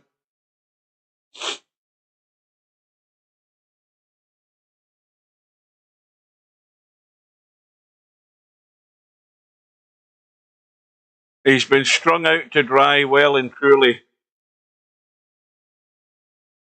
So here we go. As predicted, the 4-7 combo. But it hasn't gone, and Matt lives again. And the 4 ball does cut. Oh, what an embarrassing night this has been for the Philippines. Dear God. I mean, it's went crash, bang, wallop, boom. Anything you want to use. It is totally blown apart here.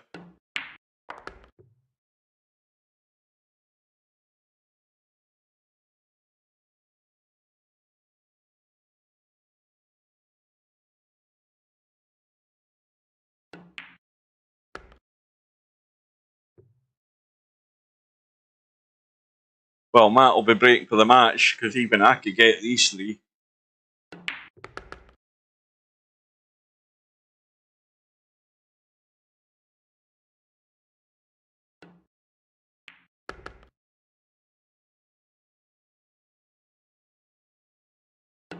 John Escobar.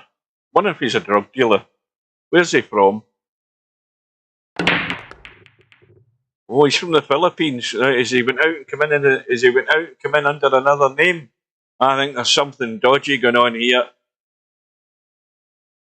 Where's he from? Well, he's from the Philippines. 20th of February 2024. There's a funny smell about that name, isn't there? There's definitely a funny smell. This is somebody under a different profile. Maybe not. I don't know who the hell that is. I don't know any of these names. Who the hell is Virgil the Storm? Who's Killer Duck? When did he play the matches? Oh, he played them. He played them today. Who's Ben Mario? Never seen that name before either. And who's Benjamin? Is that not a Bob Marley song? Benjamin. Oh dear. That's how Bob Marley likes his donuts. With jamming.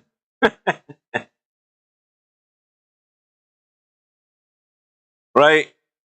We're almost done here, folks. Matt on the hill. On the 2 ball.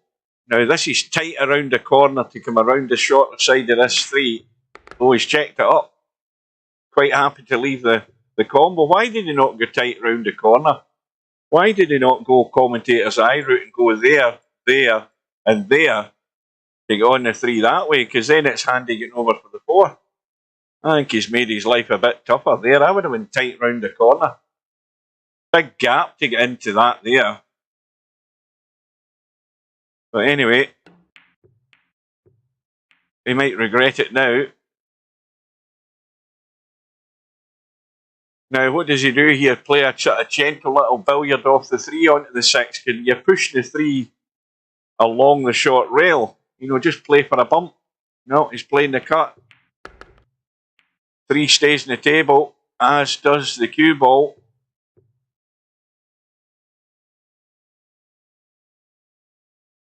Well, nobody knows.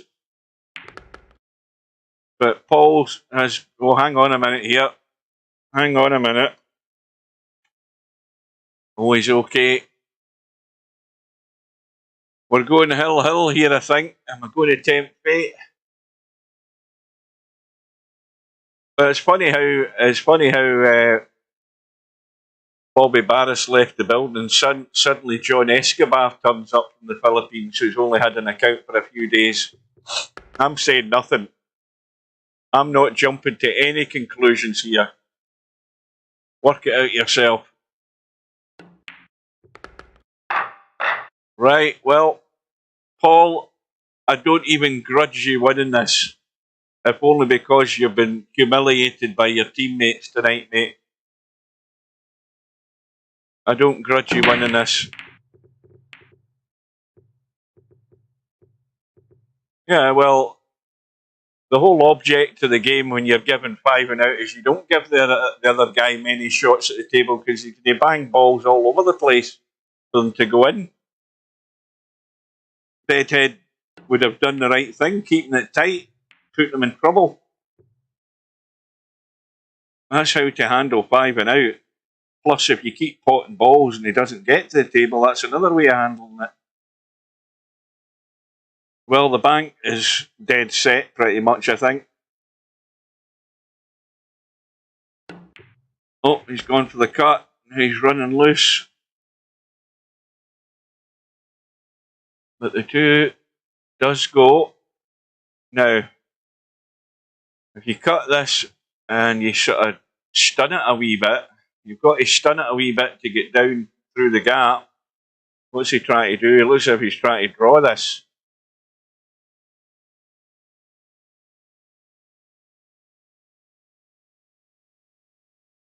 Maybe, is it too much angle for the stun? Yeah, he's played the draw. How's the cue ball? He's dead in the water. He's going to have to jump. Attack, tell a lie. He hasn't got a jump cue. I forgot about that. Well, Matt has a choice. He can bury him behind the 8, or he can go for the run out. The only thing he needs to make sure he's doing is that he's either going to bump the 7 out the way when he pots the 4, or he's going to pot the 4 clean. It's going to be either or. And now you could just come back an inch. That'll do.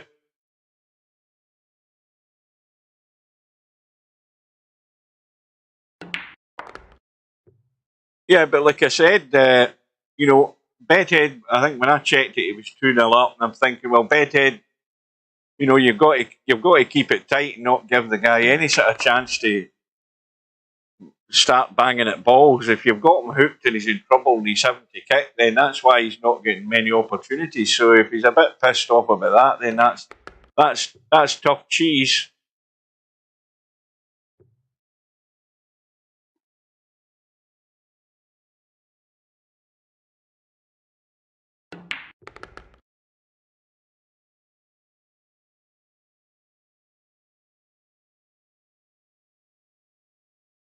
Well, this match was dead and buried 10 minutes ago. Paul had, I think, about 3 7 balls in the break, believe it or not, to tie the match up. But anyway, Matt has got over the line, so it's been a whitewash, but not the whitewash I wanted. I wanted it to be a win with lots of racks. In actual fact, that's blown a hole in our aggregate there. Matt won by just the 1 rack. So, that's all the matches done. We've got the Gamblers again, 6 in a row. And, well, the one thing I would say is that I think we've caught up a wee bit. I think we've caught up by 1% in terms of win percentage with the result tonight. Gamblers have played 6, lost none, 100%, 44 wins. We've got 40 wins. I think we've caught up slightly. There's a big difference there, though. And all of those losses there were, a big chunk of them were against the Gamblers. But I think our rack difference has improved slightly, but we've been spoiled by and that's what I meant to ask. When are you still there, Steve? when you forfeit a match, you lose it 9-0 on the scoreboard, or is it just a forfeit with no scores? You know, the guy that forfeits, does he lose 9-0? Because I'm not quite sure what happens. I need to have a drink. Refresh, or is it not updated?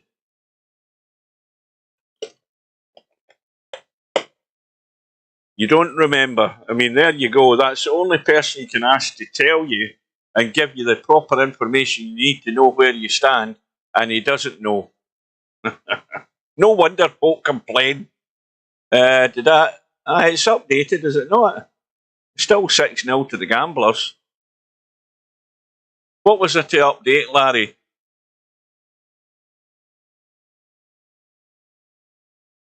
I think it's updated. I'm sure it's updated. I refreshed it and it's still the same scores. Aye, there we go. Anyway, let's look at the schedule. So next week is week 8. We've got 9-ball shots against the Tactical Geniuses and the Gamblers against the Philippines. But let's be honest, is the Philippines going to show up next week? I very much doubt what. I mean, Paul is in an absolute. I think he needs to clean everything out again. How many of a team changes he had so far this season? I mean, these guys that have bailed out, Houdini, you can't let your teammates down just because you're pissed off that your connection's dodgy. You can't bail out and leave them strung out like that. I know what I'd be doing. I'd toss the pair of them and have no more to do with them. But that's just me. Is Preacher still playing? Like, how can he still be playing with it? Why did it jump with that to that? Are you sure? No, it's all over. Oh no, it is. You're right enough. I didn't even know there was still a match on. Do we want to get into this? That's why it's not updating.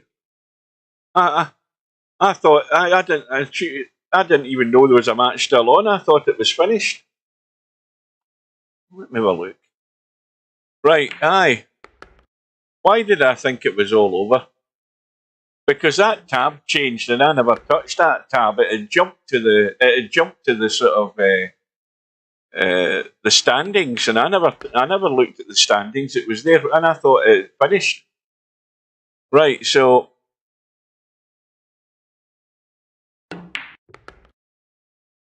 who's waiting to play who now then for the final matches in round 3? Because I haven't a clue what is happening. So Sergresh still has a match to play then, and Bankster will still have another match to play. So it'll be. No, wait a minute. Bedhead still got a match. I haven't a clue. Somebody tell me what's happening. So Preacher needs to play Sergresh after that, right? It says we won 81-20. So we definitely get 9 for the forfeit, right? Well, that's better news. Right, so it's Serge, Preacher, and Bankster Bedhead. Good. Oh, what's happened here? Well, 4 apiece. Where does it say 81-20? Tell me where I go to see that, Matt. Go to schedules. Right, hang on.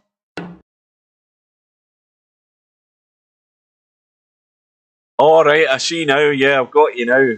Right. Right, so we're at 81-20 at the moment.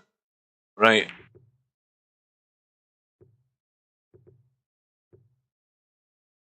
Right, got that.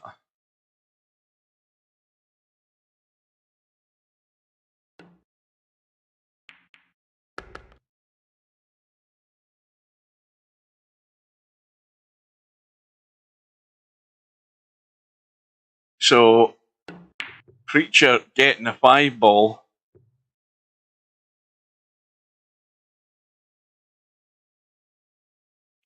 So, like I said earlier on, guys, anybody who's looking to play their Honolulu match, starting from like Monday night onwards, or Monday afternoon onwards, or Monday evening onwards, or if you're in the States, I should be able to get it because I'm off most of next week. I'm at work Monday and then I'm finished for the rest of the week, so I'll be able to catch the matches. They won't take long, I can guarantee you that. Or maybe I was just so shit against Cobra that the 6 racks that he won when I was in the room only took about half an hour. maybe I'm thinking it from the wrong point of view.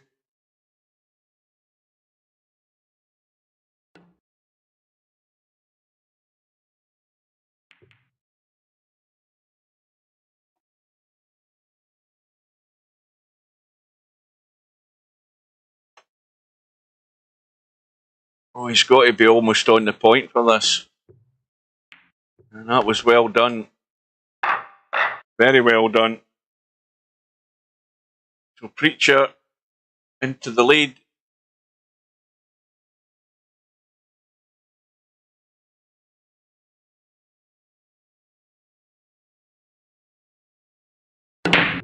Oh, no, there's no doubt, Cobra. When it get,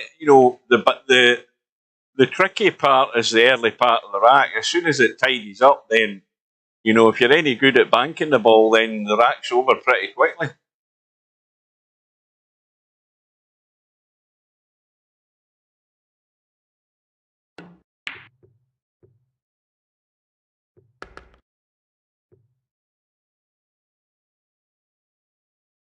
But I discovered the problem with Honolulu. I'm taking all the credit for it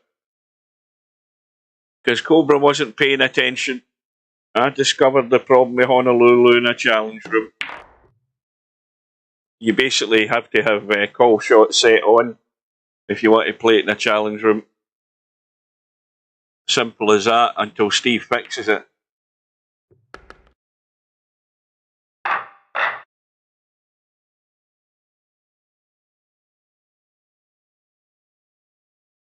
I mean, let's be honest, Cobra. You've been in the stream for the whole of the bloody league, so why you not?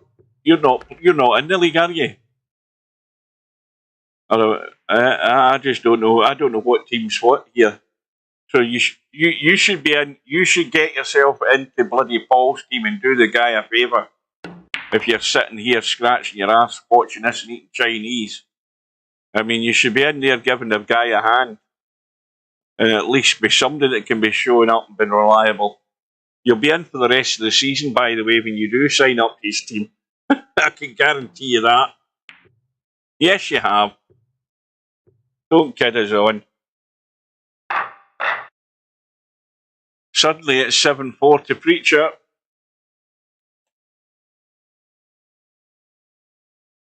Did you enjoy your Chinese, by the way?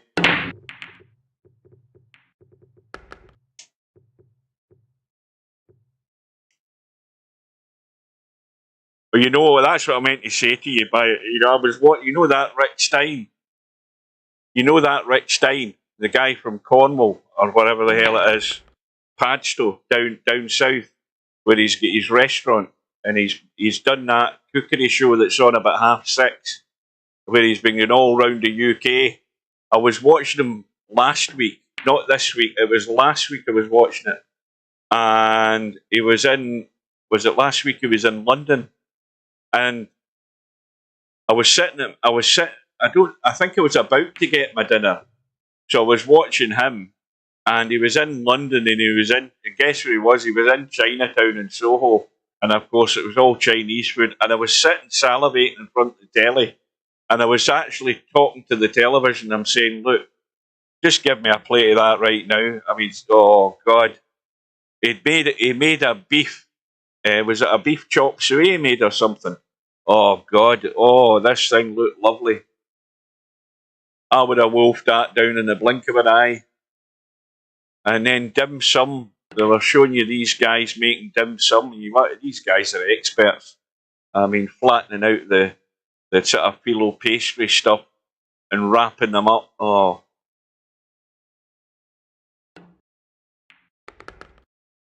And then I'm looking at the prices in some of these restaurants in London. Good God.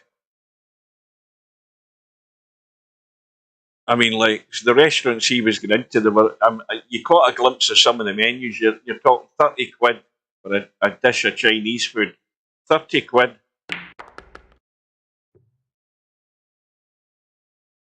And you'd get that, well, mind you go to some expensive places in Glasgow and Edinburgh and pay the same. Well, your work's done, Coldest Pillow, is it not? You're done for the night.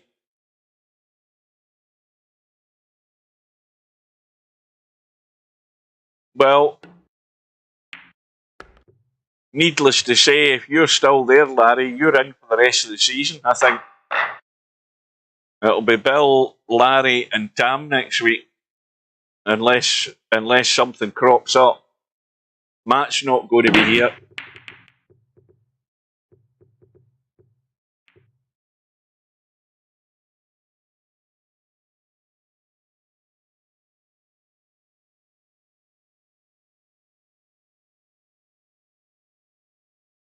Oh, I will have a look at the setup. So the little combo there gets Bankster another rack. He's still trailing. In fact, suddenly Preacher's on the hill. I never even noticed that.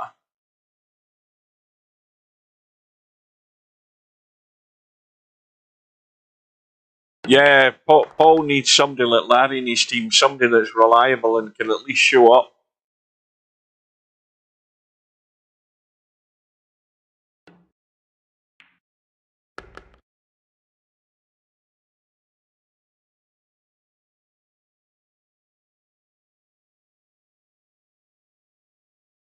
Oh, yeah, I can guarantee you won't see Stubb in anything like this.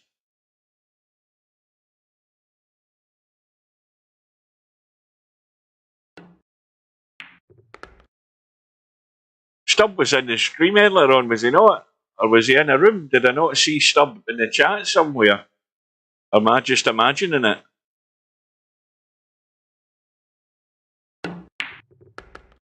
Well, Bankster's got his work cut out, but he's still there. And, well, if you can get the break working, we might be going all the way.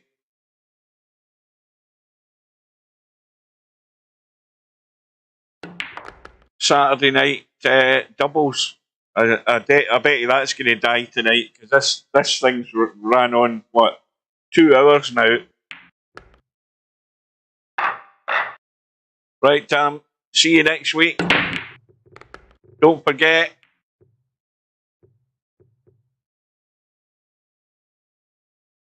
Well, if I had a Victoria sponge right now, it wouldn't last long. I'd have the coffee ready, and I would proceed to devour the lot of it.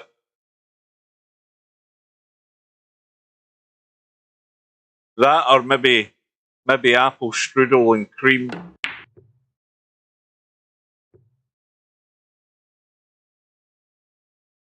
I think Bankster's getting a roll of the ball here. Yeah.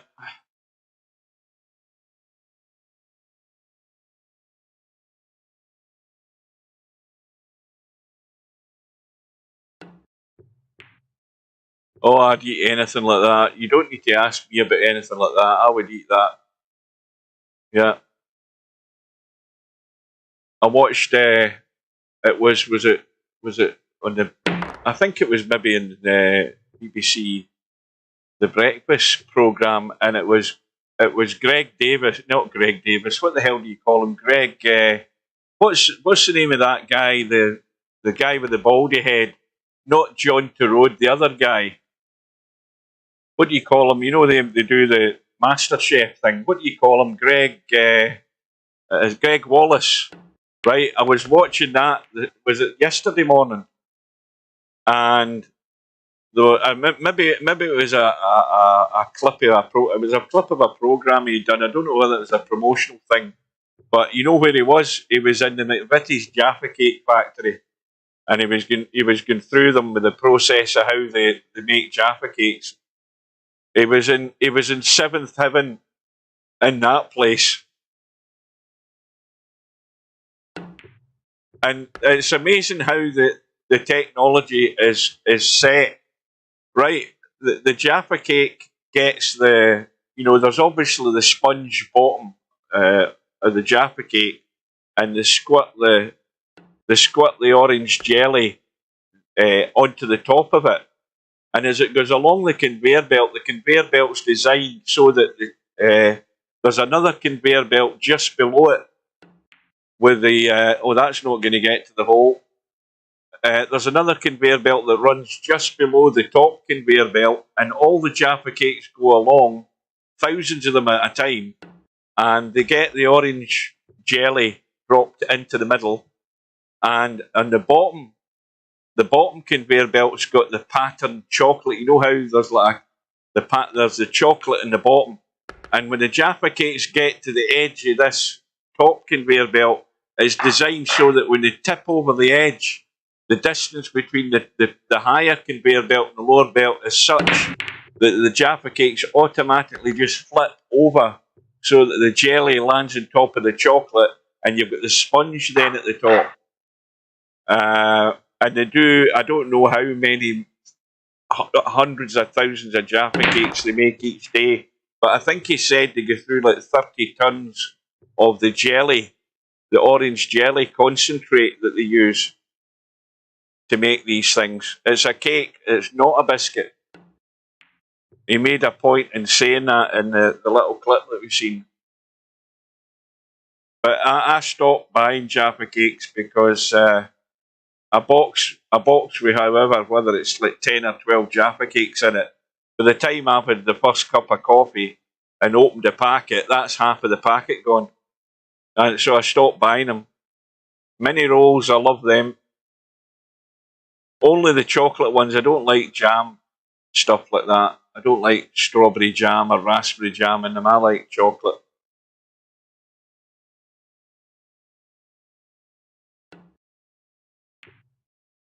Oh, I thought that was overcut. So, it's Hill.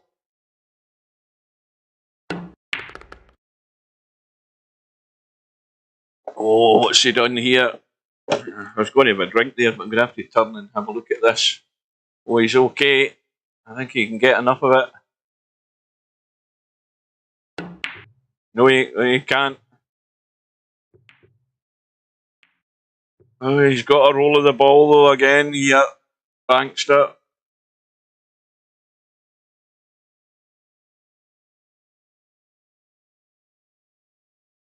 No, I never saw anything about a Willy Wonka chat. Was it? No, wait a minute. I heard again, I don't know where I seen this or heard it, but was it not a dodgy setup? Was there not loads of complaints?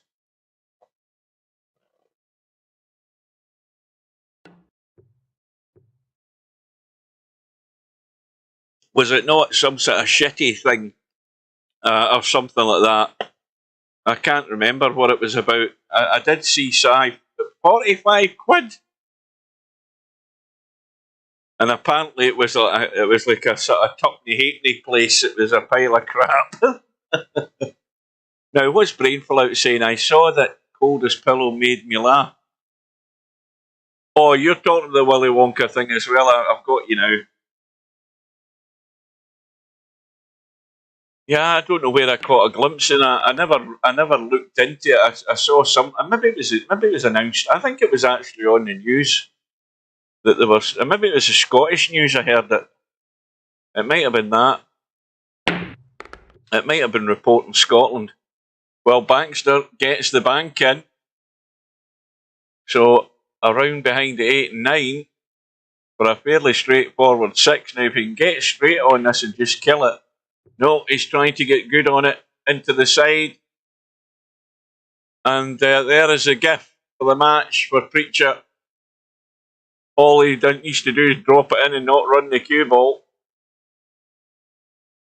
Yeah, that's one of them sort of end of the news stories in the States, isn't it, Larry? That's one of these funny little stories I have at the end. So there we go. Preacher gets over the line, 9 racks to 8. Bankster set it up for him. Right, so now we need to look at the matches again. Is that us? Are we done now? No, we're not, because Bedhead Bankster still to play.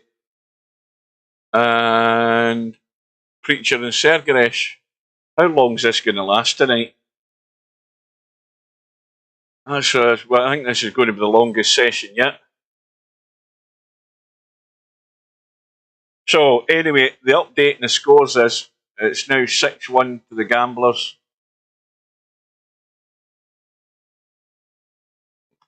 Now, can Sergeresh and Bankster rescue another point or two?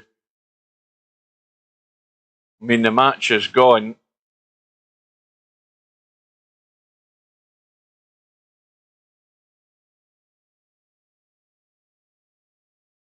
Right, I think, well, we need to see what the handicaps are going to be yet. Right, so Bedhead and Bankster. Bankster's getting the 6th ball. Now, that's a pretty good handicap Bankster's getting there if he can get to the table. And Preacher's getting 7 and out. So we'll jump in. Bedhead won the lag. Now, did anything go there? Oh, aye, the 8 ball has gone. Can he get an edge of this one? Oh, he can barely get a feather edge of it. I don't know that he can get enough of it. Oh, he can get it to pot it. And he's came out good in the 2. Oh, that's all rolled out nice. That's rolled out very nice indeed. Can he get it to pot it though? Well, maybe not. I think he needs to do a little tweak here. He needs to do a little tweak around and can he get it clean? Oh, I'm not convinced. But why is he not just put a wee bit of spin on it just to nick it? No, he's just trying to duck. I thought he could have done a little sort of little tweak with spin there to try and get the hit point on it. Maybe he didn't fancy it, but I think he could have spun round that 5 a wee feather and still made the pot.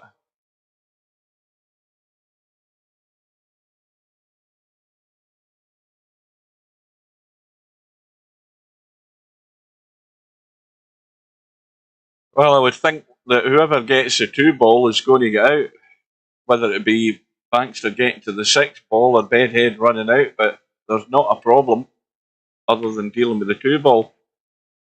And that might be the mistake. That might be the very big mistake. So there you go, Bankster. It's all there for you. It's going to be all about the 3 to the 4. And there's loads of room to get there. Now, he wants to make sure he's not coming down anywhere on top of the 4. And that will do nicely, as long as it's not dead straight. Mind you, if it's dead straight, no, he's got an angle, so he's fine. He doesn't want to do that, though. He doesn't want to land there. Good God, anywhere that you don't want to be, it's there. And suddenly now it's become very difficult. But he's just played it nice and gentle. Didn't try to do anything heroic. Is there any? I looked at the schedule for the. In fact, I might as well do that right now while they're faffing around here. Hang on. I didn't see any matches on the schedule yet for the Honolulu, but that might have been updated. 2024. A quick update and see what's happening there. Anybody made a move yet? No, nobody's interested. Nobody's bothered. Well, there we go. There's that pattern again. Just back in time to see it. Is Steve still watching this? This is shit, this. There's the pattern again. 2 balls, the other one isolated. Doesn't matter what side they're on. Same pattern again. Right, now.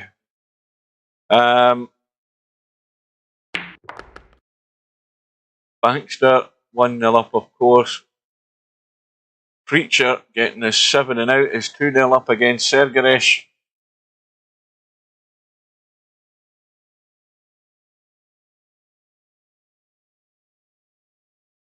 You're playing. You're playing. Who the hell are you playing? But there's a big time zone difference, so isn't there? Who are you playing, Cobra?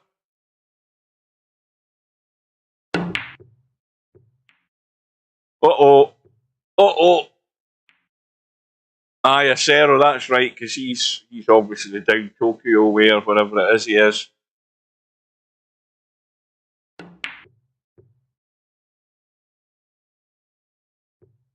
Are you just finding that out, Calder Spill?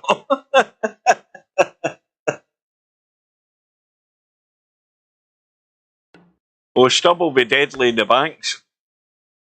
He'll be deadly in them. He'll be slamming in them. I know we'll see that again. He'll be slamming them in from all over the place, so he will. Well, don't worry. It won't take long. I can guarantee you that.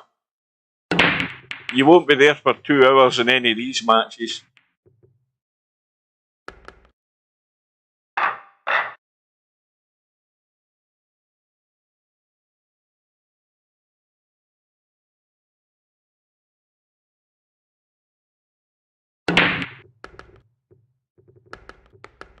And the balls are flying in here. Bankster already 3-0 up. And in goes the 8 with the combo. Oh, now the 1-9. I mean, this has just got to get that. That's perfect. 4-0. Oh, that'll be interesting to watch that one.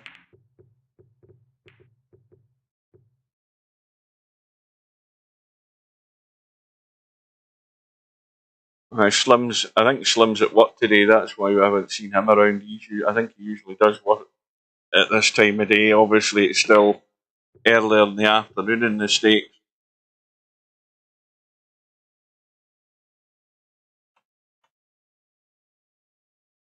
Oh,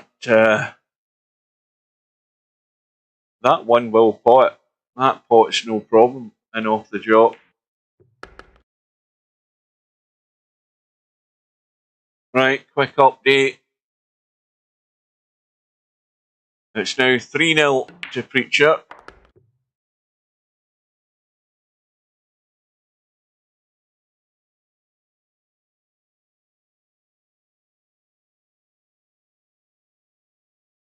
No, you need to get to 8. You need to pot 8 balls in a rack, and you win the rack. And it's first to 6 racks in the winner's side.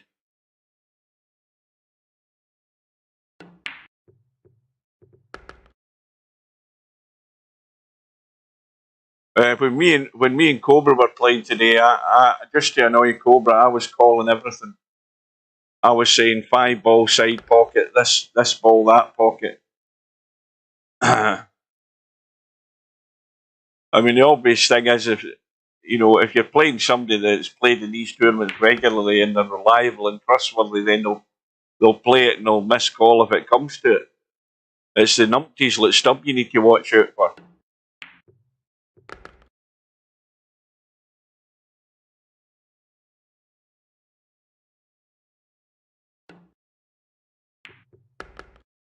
Well, the pattern in Honolulu is simple. I mean, when it's the full rack, you break the balls. It's a lot more difficult to bank when all the racks on the table because there's usually balls covering things and stuff and maybe covering the line. But you might be playing a few little combos to start with, and then once they thin out, then it's pretty much banks all the way. Once the rack opens up and there's less balls on the table, and then it doesn't last long.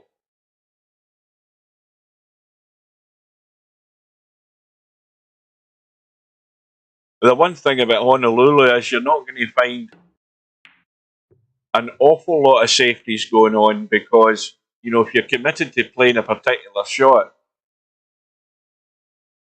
at least the cue ball's running.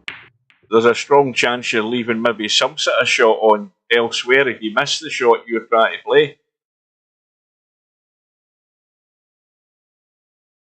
It's normal. It's tournament pockets. It's what we've got here, I think. I'm pretty certain it is.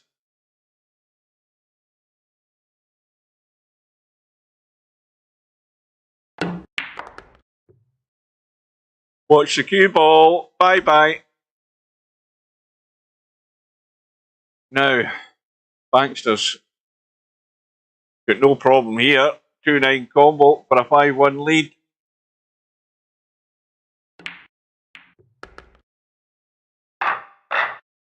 Right, let's have another update. Where the hell are we here? We've got Sergresh getting off the mat. In fact, he's suddenly got 2 racks on the board. So Preacher was 3-0 up, and now it's 3-2.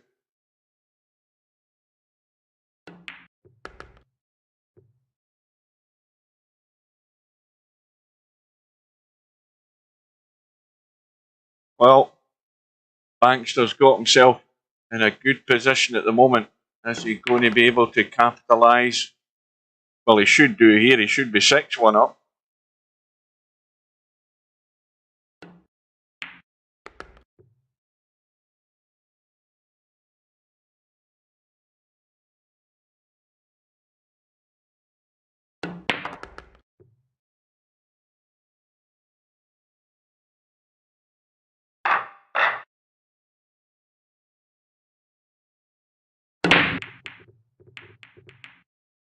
That 4 ball's going to go.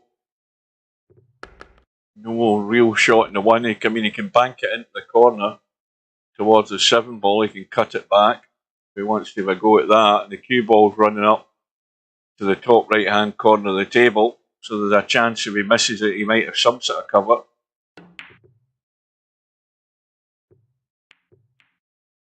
Well, at least it's safe. Now, this is a tricky little dink if Bedhead's just trying to nip behind the 7.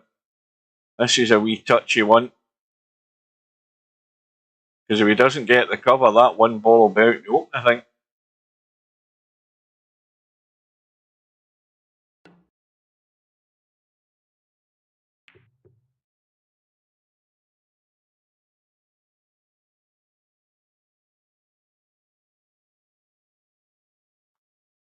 I think he's left.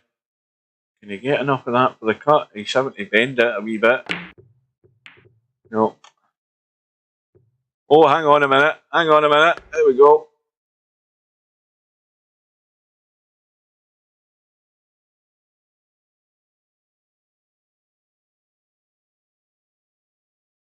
Why not have a 3-ball league? There, that'll be fun. You might get a bit more teams in that.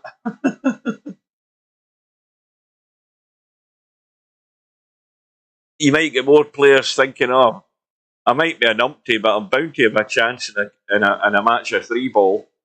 No handicaps.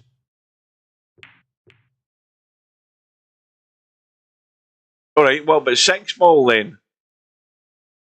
That might make it more interesting. What about a 6-ball league? That would have the bedheads and the semi-pros of this world sweating.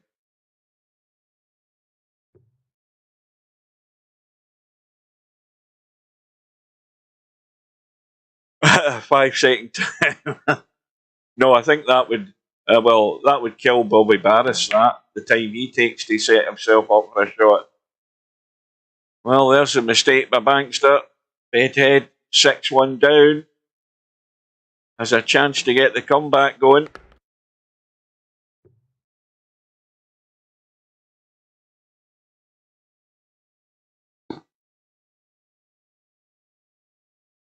Oh dear, is there anything good to tell tonight? Not that I watch a great deal of the telly.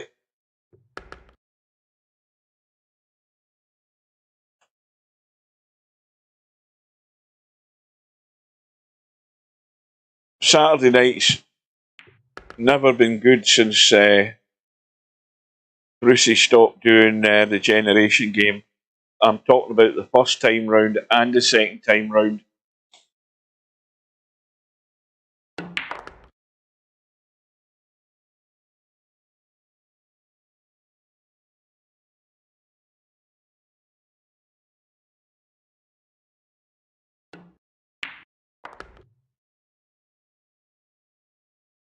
So here we go, Bedhead trying to get on a roll.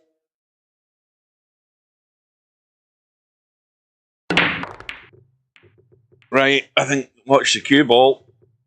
Let's have another update here. Right, we have 3 apiece in the Preacher Sergresh match. Preacher getting 7 and out. I think we'll stick with this for the time being.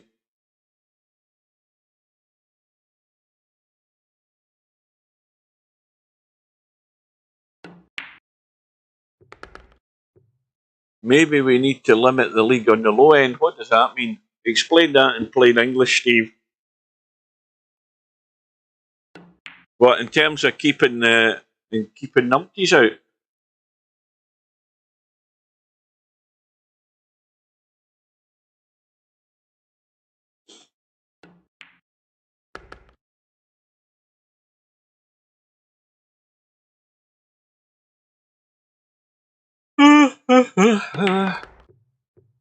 Well, I do think that you have to. I mean, I don't know. I mean, what about a 6-ball league? Just for the hell of doing it and see what happens. I mean, a lot of these other guys have got to think, well, I fancy my chances better in the 6-ball match because the table's a lot more open.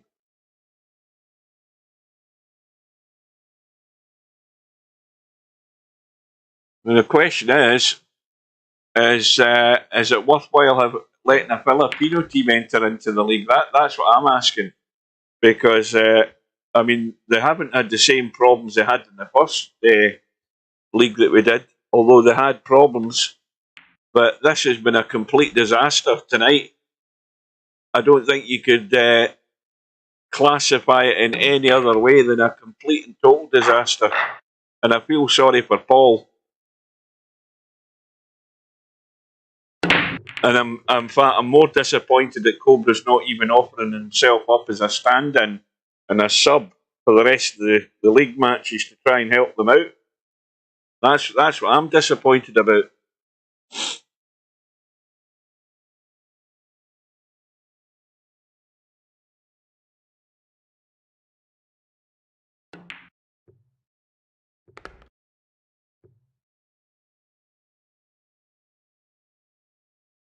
Right, so 6-3 to Bankster.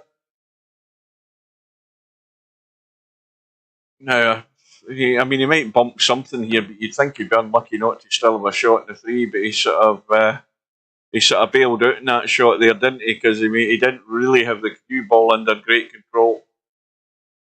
He was trying to sort of cinch it in.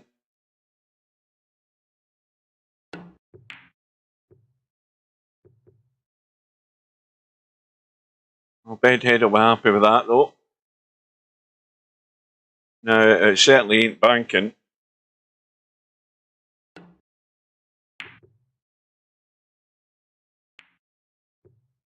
Not biting. Imagine that. Imagine that. I mean, he sat here all night. All he's done is eat a Chinese and drank, and he could have filled in for Paul next week.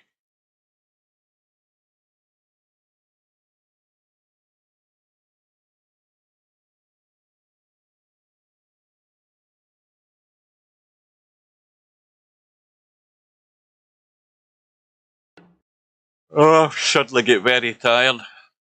It could be the fact that I had a late night last night, again with Friday Night 9-ball in the match. And my head was still buzzing when I went to bed last night. That'll do it. That will do very nicely. I think that's got Bedhead in a fair bit of trouble, I would suggest. Yeah, Bedhead even thinks it's nasty. That is extremely nasty. Bankster says no more Mr. Nice Guy with that shot.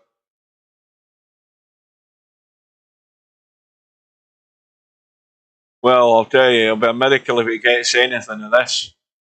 I mean, he can. There's a possibility here, I think. He might need to put a wee bit of spin on it if he can get it to the rail and miss the 3. Oh, that's beautiful. That is extremely unlucky. That was a very good effort from Bedhead there. It did have a chance.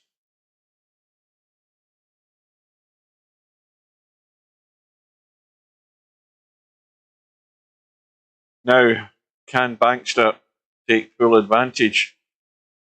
So we'll give him the 2 and we'll give him the 3. The 4 ball comfortably gets past the 9. And the 6 ball has got half a pocket and more to go into past that 8 ball. So he should be out.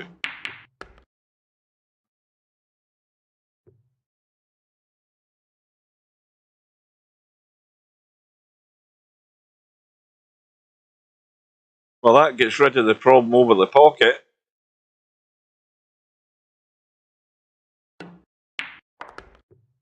That needs to just keep rolling out. That'll do. Now, quick update in the score. I think we'll give Bankster that 6 ball. What have we got? We've got Sergresh now with a 2-rack lead. So it looks as if it's going to be a little bit of a consolation here for the 9 ball shots. There's a possibility that they could have a couple of matches under their belt here. It's looking more likely that Bankster's going to do it than the Sergresh Preacher match could still go either way with that 7 and out.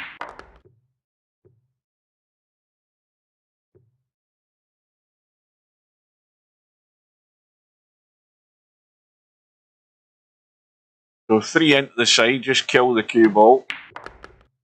Well, he might have got it. He didn't kill that, really, did he? I think he's the wrong angle in this. Yeah, I mean, he could have killed that stone dead. Made life a lot simpler. He's getting to it far too much. Now he just has to do a bit more work with the cue ball. And now that's again he's sort of quitting the shot there again. And now he's in the no man's land territory and having to dig out a pot. Well, if he'd got the first part of the shot right when he potted the other ball, he wouldn't have been in this situation. But that's a good recovery. We'll give him that. And he's good in the 5, and 6 is hanging over the pocket. So he's going to be on the hill. No doubt we're going to catch the end of that other match. And that's 2.5 hours gone. This is definitely the longest session we've had in these leagues so far. And even considering it was all down to that bloody Bobby Barris match that took like 3 days to complete. That's where the blame lies there. What was I saying? What did I get wrong there, Coldest Pillow? Because I'm half asleep right now. Or is it Bedhead is the table? That's a mistake you make when you tab out. Sergresh is now 6-3 up.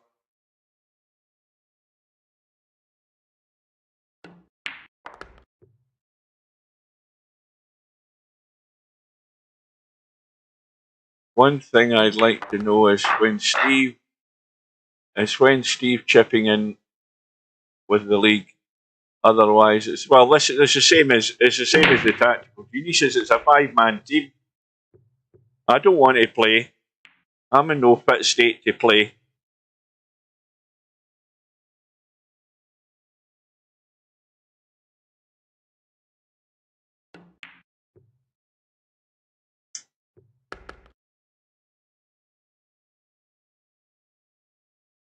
I'm not playing to any level of consistency where I feel that I'm competitive. And I don't want to play like that.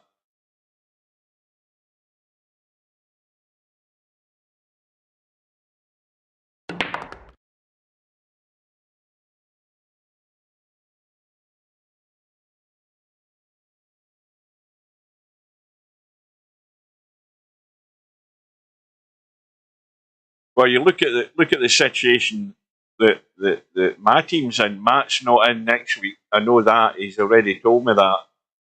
So you've got Larry, who clearly the timing. Larry's around where he can be here. So as far as I'm concerned, Larry's in for the rest of the season. It's the mix. It's when Matt can play, and all I'm doing is swapping over Coldest Pillow and Tam each week.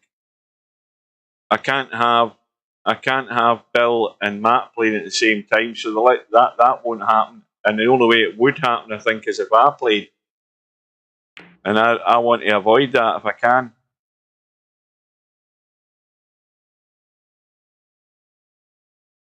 And the only way I stepped in the other week there was because it wasn't necessarily the last minute, but I got the message on my phone saying that he couldn't be there. He didn't know he had something on, so that was like an emergency.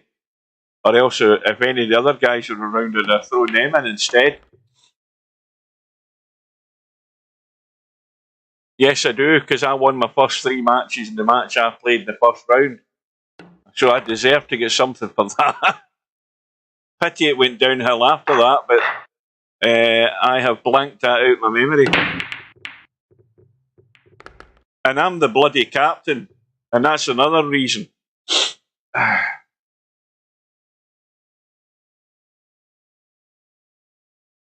In fact, I'll take Steve's share as well while I'm at it.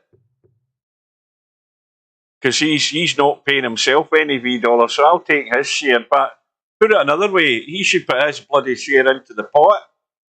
Where's Steve? He better not be sitting there silent, pretending he's not listening to this. He should be pumping his winnings into the pot. That's what he should be doing.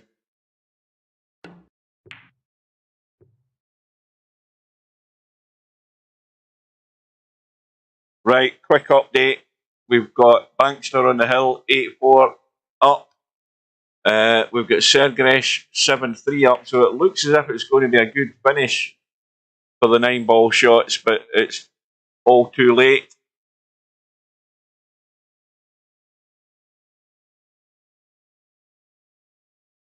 Well, this one looks a reasonable bank.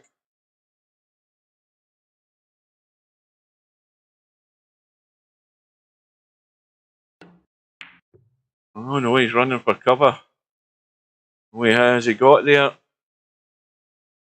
Now this is tricky to be playing the left edge of the one, because that's all he can see. But I'll tell you something. Well, he's going to risk the jump. Well, he got the hit, and he'll settle for that. Now, this is a little feathery dink off the right side of the one, just to bump behind the 9 and 8, is it not? I don't see that being a problem. Just a little feathery dink and catch the edge of the one. And maybe, I don't know whether you could put a wee dabber right on this to maybe try and help it. I think you're going to run into the 9, to be honest with you. I think that's the problem with that. It's too tight. Well, here you go, Bankster. Live up to your name. It ain't a dead set bank. But he's not interested. Oh, he's tried a cheeky combo there. And Bedhead's now got his chance. Maybe it would have been better to have a go at the bank. I think if you're sitting 8-4 up, I think I would have a go at that there.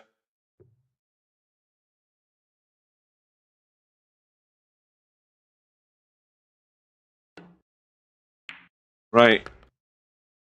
Another quick update. Creature's got a rack back. 7-4 now to Sergresh.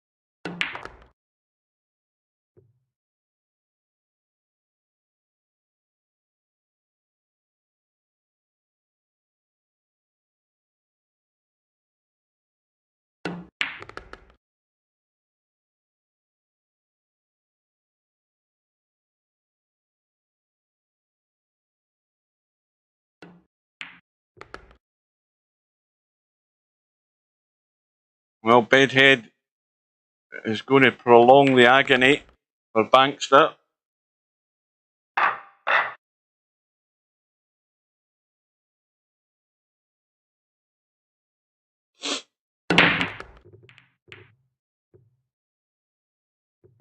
Now, a couple of balls went there, I think. 5 and the 8 have gone. Shot in the 1. Now, it wouldn't do any harm to hit something here with that 3 and 4. I think, although, I mean, obviously you can get back down for the 3, but it might not do any harm to have a bump at something and still have a shot in the 2. I mean, he can run forward and run into something. Oh dear. I think he's okay though. Well, he should be going forward to come back down this right side on the shorter side of the 3 here. That looks to be fairly straightforward. Past the side pocket would be even better, and the further the better, because then it's a lot straightforward getting onto the 4. And that'll do nicely, that's fine. A wee bit of right just to make sure you're coming away from the 4. Now, I think we'll give Bedhead this rack. Quick look and see what's going on. It's now on the hill for Sergresh. 8-4 up. In fact, it's now all over. So Sergresh has rescued a point for the 9-ball shots. It's still 6-2 to the Gamblers, and this match hasn't been resolved yet. Now it's squeaky bum time for Bankster.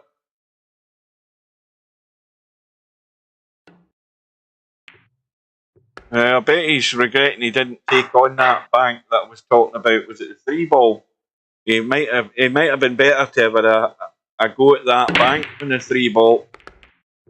And Sergresh has got the breakwork. Where's the cue ball going? And he's on the 1. A quick look at the 2. And the 2 ain't going anywhere. It does go into the side. And he could have a line here to run up and bump this 2-ball. No, there's an angle there. I think he could get a wee chip here. But it does go in to the side. And that needs to keep running.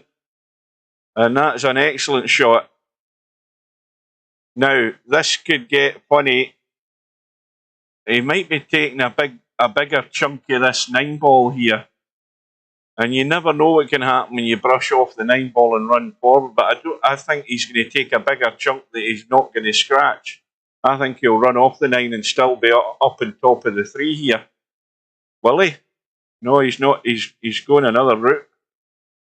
I think maybe the angle's a bit much more. Well, he was taking a big lump of the 9-ball. And he's got the cut. Problem is, he's going to have to work with the cue ball here or just take his medicine and duck. That's what he's trying. Oh, and he's got the cover. Now, there's obviously a line there to get to this 3 ball. Is he pumping it at the back? Well, that wasn't a great shot. Oh, why didn't he have a go at even kicking that in? I mean, there wasn't an awful lot of it showing, but I mean, there's a 5-7 dead set combo there. So cut the 4, run across the 2 rails. No, he's playing it soft. He's managing to hold it. Right, that's even better, but might have been better going 2 rails because now it's a wee bit off angle. But he still should get this.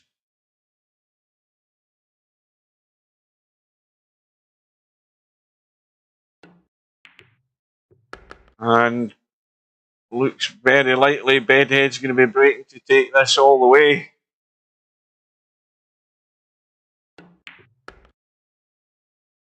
And it's certainly definitely looked like that now. And Bankster has had the match in his hands for the last 15 minutes. And struggling to get himself over the line.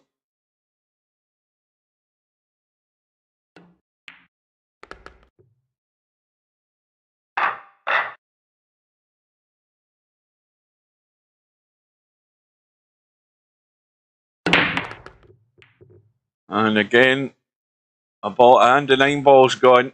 No, it isn't. Was that the 1 ball? Is it the cue ball? It's the cue ball that's gone. Commentator's eyes have gone because he's half asleep. Well, here you go, Bankster.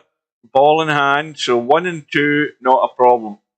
4 ball, not a problem. 4 to the 5 is the problem. I mean, there's loads of room to get to the 5, but he's got to get good on it. So that's the big test.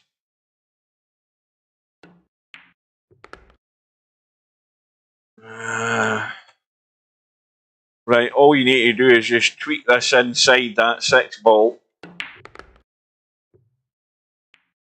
And that bump in the 6 won't do him any harm whatsoever. So Bankster's going to survive, I think, unless he has a complete and utter brain fart. This 6 ball for the match. And that scratch has cost Bedhead his chance to take it all the way. So Bankster's got the result. Again, too late in the end, but it rescues another vital point for the 9 ball shot. So the Gamblers win by 6 matches to 3. The Tactical Geniuses win by 9 matches to 0. Bearing in mind all the forfeits. So let's look at the event summary, which should now be up to date. We've got the Gamblers 7-0, 100%, 46 wins, 17 losses. The Tactical Genius team 5 wins, 2 losses, 40 wins, 23 losses, and a 63% success rate percentage. 505 racks for the Gamblers. 323. I think that's the same percentage as it was when I looked at it earlier when the thing wasn't over. That's exactly the same. And poor old Team Philippines down there at the bottom, along with 9 ball shots. And it's looking that, I mean, even though it's a 4-team league, it's like split into 2 the way it is at the moment. And so that is it for this week. And next week is what, week 8? And it's 9 ball shots and the Tactical Geniuses, the Gamblers, and Team Philippines. Now, what the hell is Paul going to do? What we're looking at, player stats. Where's that?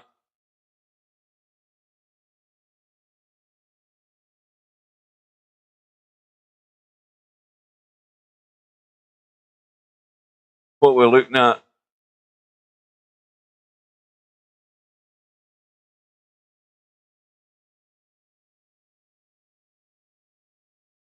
Run outs from the break, Chimpy with 34. Break money balls made 2. Larry with 29. Break Moneyball's made 3. Break Bills, Larry's only had 1. Break percentage 65-64. What else? Rax ran. Chimpy with 45. Larry 42. Semi-Pro 32. Rax high run. Matt's got the best for that. He's in 4. Tied with Preacher, bearing in mind I think those 4 racks run were the racks he had against Larry, where he had 4 in a row.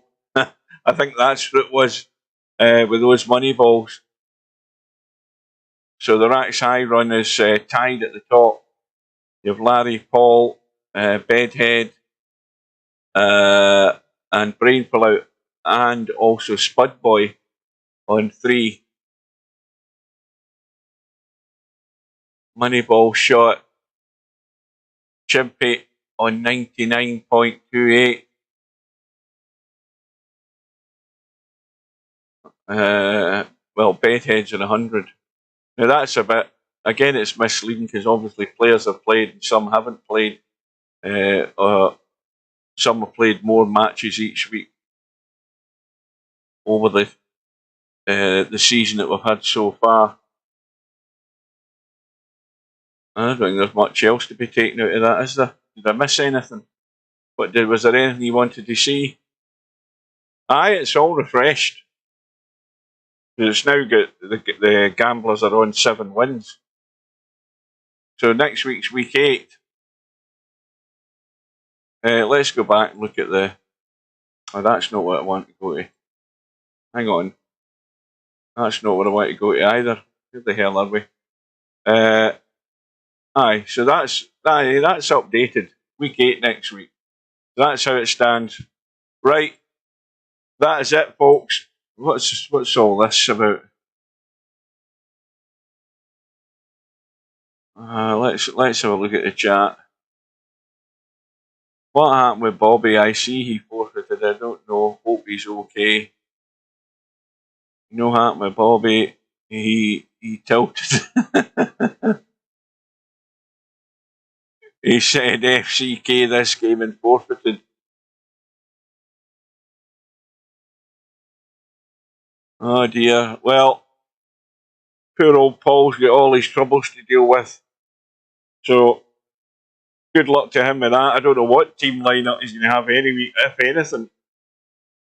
So, we'll see how that goes. So, that's it, folks. I'm off for the night. And I'm off next week once I finish Monday. So, until we meet again, I will bid you good evening. No bar, no pinball machines, no bowling alleys, just pool. Nothing else.